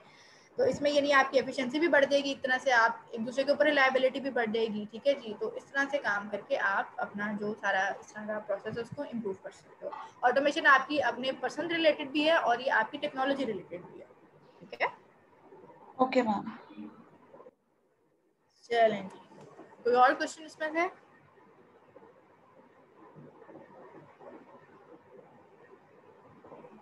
मैम सिस्टम अप्रोच का बता दें। सिस्टम अप्रोच बेसिकली यही थी, हम लोगों ने लास्ट लेक्चर में बड़ी डिटेल से इसको डिस्कस किया था कि सिस्टम अप्रोच में बेसिकली क्या होता है कि आपने इस तरह की अप्रोच अचीव करनी है किसी भी प्रॉब्लम को सॉल्व करने के लिए कि आप जो अभी हमने पहले बात की कि आपकी जो वो देखेंगे जो अब आपके पास जो ट्रेडिशनल या पर्सन अप्रोच थी, ठीक है, इसके बिल्कुल ऑपोजिट है। ट्रेडिशनल अप्रोच में ये था कि नेमिंग या ब्लेमिंग शेमिंग इस तरह की सारी चीज़ें कि आप अगले बंदे को बता रहे हो कि गलती तुम्हारी है। सिस्टम अप्रोच में क्या था कि आपने उस बंदे को ऊपर नहीं डालना है एक पर्सन के ऊपर की गलती तुम्हारी है, आपने उन चीज़ों को चेक करना है कि गलती किस वजह से पीछे से हुई, ठीक है। जैसे मैंने अब आप लोगों को फार्मास्यूटिकल कंपनी की एग्जांपल दी थी, फार्मास्यूटिकल कंपनी है, उसने लेबलिंग में गलती की है। अब लेबलिंग में भी वहाँ पे कई डिपार्टमेंट इन्वॉल्व है, कई लोग इन्वॉल्व हैं, वहाँ पे किसी एक पर्सन की जो मिस्टेक थी, अब वो आते आते आप लोगों तक पहुंची, ठीक है, और आपने जब पेशेंट को मेडिसिन इंजेक्ट करनी थी तो आपने भी उसको प्रॉपर चेक नहीं किया और आपने उसको इंजेक्ट कर दिया, ठीक है। अब ये तो एक नॉर्मल एक हल्का सा सिनेरियो है। अब ये चीज़ें ठीक कैसे हो सकती थी? इसका सिस्टम क्या होना चाहिए था कि जो फार्मास्यूटिकल कंपनी आपको मेडिसिन बना के दे रही है, वो अपने एंड पे भी सारी मेडिसिन की पैकिंग और लेबलिंग चेक करती, ठीक है, कि यही वही वाली मेडिसिन है जिसको हमने लेबल किया, क्या ये वही मेडिसिन है, ठीक है। डिफरेंट उनके पास भी टूल्स होते हैं इस तरह के। उसके बाद क्या होगा, जब वो दवाई आपके हॉस्पिटल में पहुंचे तो जो आपके हॉस्पिटल का वो डिपार्टमेंट जो कि क्वालिटी एश्योरेंस का डिपार्टमेंट है, ठीक है, जिसका काम है क्वालिटी मेंटेन करना, वो डिपार्टमेंट भी जो आपके पास जब वो एक दवाइयों का डब्बा आ गया तो वो उसको चेक करें, ठीक है। उसका काम है कि वो उसको देखे, उसके एंड पे कोई गलती नहीं होनी चाहिए। अगर वो वहीं पर वो लेबलिंग को पकड़ लेता है कि ये लेबल उसने गलत किया हुआ था, तो वो दवाई ना आप तक पहुंचती, ना आप वो पेशेंट को इंजेक्ट करते, ना पेशेंट को कोई साइड इफेक्ट होता, ठीक है। ऐसे ही होना था ना। अब क्या हुआ कि उस आपका जो क्वालिटी एश्योरेंस का डिपार्टमेंट था उसने भी अपना काम नहीं किया। फिर उसके बाद अगले सिस्टम में क्या चीज़ आई कि आपके पास जो ये समझ लो कि जब दवाई आपके पास आई, ठीक है जी, बीच में भी 2-4 लोग इन्वॉल्व हैं, सिंपल वर्ड में बता रही हूँ। अगर ये कि आपको जब मेडिसिन आप लोगों के पास आ गई, अब आपके पास वो आपके समझो कि आपके रूम में वो दवाई रखी हुई है, पेशेंट आया, आपने भी बॉदर नहीं किया, आपने देखा कि बस ठीक है दवाई का नाम लिखा हुआ है, लेबल लिखा हुआ है, आपने उठा के पेशेंट को लगा दी। आपको मेडिसिन के पेरेंट्स के बारे में भी थोड़ा बहुत आइडिया होना चाहिए था, थोड़ा बहुत आपको भी उसके पढ़ना चाहिए था, उसको देख लेते, एक दफ़ा कंफर्म कर लेते कि ये मेडिसिन वही है जो इस पेशेंट को लगनी चाहिए।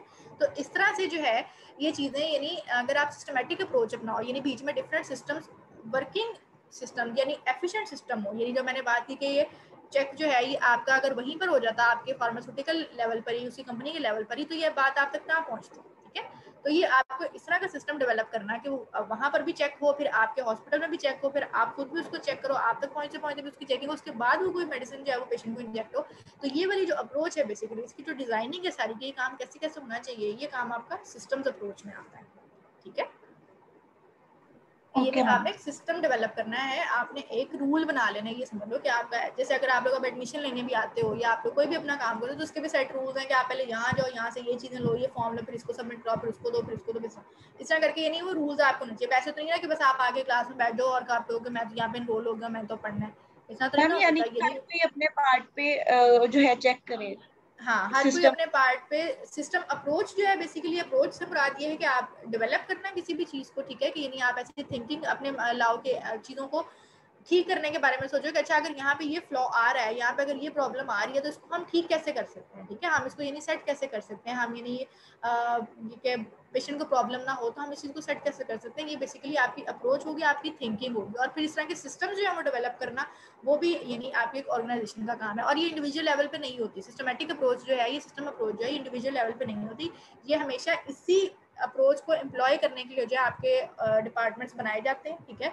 और डिपार्टमेंट जैसे क्वालिटी एश्योरेंस डिपार्टमेंट या जो ऐसे हैं कि वो उन सारे फैक्टर्स को देखेंगे, इनको स्टडी करेंगे, फिर उनके निकालने के इन फैक्टर्स को रिड्यूस कैसे किया जा सकता है, एक प्रॉपर रिजल्ट्स निकालेंगे, फिर उन फैक्टर्स को निकाल के रिड्यूस करने के तरीके निकाल के उसके बाद जब उनको जो है वो काम में लाया जाता है, फिर जाके आपके पास एक जो प्रॉपर एक सिस्टम बनता है जो विदाउट आपके पास फ्लॉज होता है या विदाउट आपके पास एरर होता है, वो तब जाके आपके पास बनता है, ठीक है।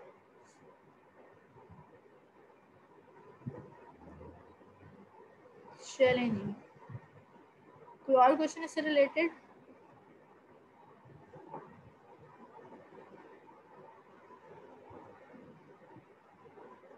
जी, मैं कल अब आप लोगों के और लेक्चर स्टार्ट हो चुके होंगे, लेक्चर में एंड करती हूँ, ठीक है। आप इससे रिलेटेड कोई क्वेश्चन होगा?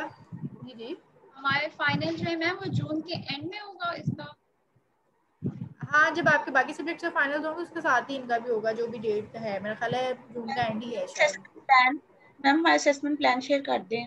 जो पेशेंट सेफ्टी का जो सब्जेक्ट है इसका असेसमेंट प्लान ऐसा नहीं है, क्योंकि जो 1 क्रेडिट आवर के सब्जेक्ट्स होते हैं इनकी असेसमेंट्स नहीं होती, ठीक है, यानी वेटेड असेसमेंट्स नहीं होती, इनका सिर्फ एक जो है फाइनल एग्जाम ही होता है, ठीक है। जैसे आप लोगों का क्विज नहीं होगा, क्विज वगैरह नहीं होगा। मैं वैसे कोशिश ये करूँगी कि मैं क्विज ले लूँ, ठीक है, और उसकी जो थोड़ी बहुत वेटेज है उसको मैं फाइनल एग्जाम में इंक्लूड कर लूँ, यानी ये मेरी डिस्क्रिप्शन पे, ये मेरी उसके ऊपर है, ठीक है। तो मैं वैसे कोशिश ये करूँगी कि मैं ले लूँ ताकि थोड़ी बहुत अंडरस्टैंडिंग आप लोगों को भी हो जाए, क्योंकि जब तक क्विज नहीं होगा और जब तक सर पे नहीं पड़ेगी तब तक आप लोग पढ़ोगे नहीं, ठीक है। तो थोड़े बहुत ना अगर हमारे 5 लेक्चर्स हो जाएंगे तो फिर हम उन 5 लेक्चर्स का जो है वो एक छोटा सा क्विज या कोई भी असेसमेंट छोटी मोटी कर लेंगे और उसको उसके मार्क्स में कोशिश करूँगी कि मैं फिर फाइनल्स में इंक्लूड कर दूँ, ठीक है। तो कुछ इस तरह से हम उसकी सेटिंग कर लेंगे। 10 लेक्चर्स हैं, अभी 3 हो गए हैं, 2 बाकी 7 पीछे रह गए हैं और तो हम इंशाल्लाह उसको कवर करेंगे। सही है जी, चलें जी, अल्लाह मैम हाफिज़। इसके फाइनल में एमसीक्यूज ही आएंगे, फाइनल में कोई मतलब कोई क्वेश्चन होगा? नहीं, क्वेश्चंस होंगे, क्वेश्चन एससीक्यू ये तो आपके बच्चे जो अब जिस तरह भी एग्जामिनेशन कमीशन इंस्ट्रक्शंस देगा, ठीक है। जैसे लास्ट टाइम उन्होंने कहा था कि एमसीक्यूज नहीं होने चाहिए और एससीक्यूज होने चाहिए, तो उस तरह से जैसे वो इंस्ट्रक्शंस देंगे उसी तरीके से ही होगा। सॉरी मैम, आपने क्या बोला है? मेरा डिस्कनेक्ट हो गया था। मैंने ये बोला है कि जैसे आपका जो एग्जामिनेशन कमीशन इंस्ट्रक्ट करेगा ना कैसे एग्जाम लेने चाहिए फाइनल, तो उस तरह से ही लिए जाएंगे। जैसे लास्ट टाइम उन्होंने कह दिया था कि एमसीक्यूज नहीं होने चाहिए, तो एमसीक्यूज नहीं थे फाइनल्स में ना, तो इस तरह से फिर जैसे वो कहेंगे उस तरह से आपका एग्जाम ले लेंगे इसका। Okay ma'am. चलें जी, मैम हमारी पिछली क्लास की 90 अटेंडेंस मैं किसी लेक्चर की क्या? हाँ, जिन्होंने लीव करना है लीव करना है, ठीक है। जो बच्चों के क्वेश्चन वगैरह है वो लिखना है बस। अटेंडेंस जो है मैं कर दूंगी, एक्स्ट्रा मार्क कर दूंगी किसी लेक्चर की, ठीक है। तो उसको भी फिर हम कॉम्पनसेट कर लेंगे, मेकअप लेक्चर भी रख लेंगे एक, ठीक है। उससे भी जिन बच्चों की अटेंडेंस रह गई है वो भी कवर हो जाएगी, तो हो जाएगा। तो बात चलें जी, एंड करिए मैं लेक्चर, ठीक है। नेक्स्ट लेक्चर में जो क्वेश्चन होंगे आप लोग मेरे से पूछ लीजिएगा। अल्लाह हाफिज़।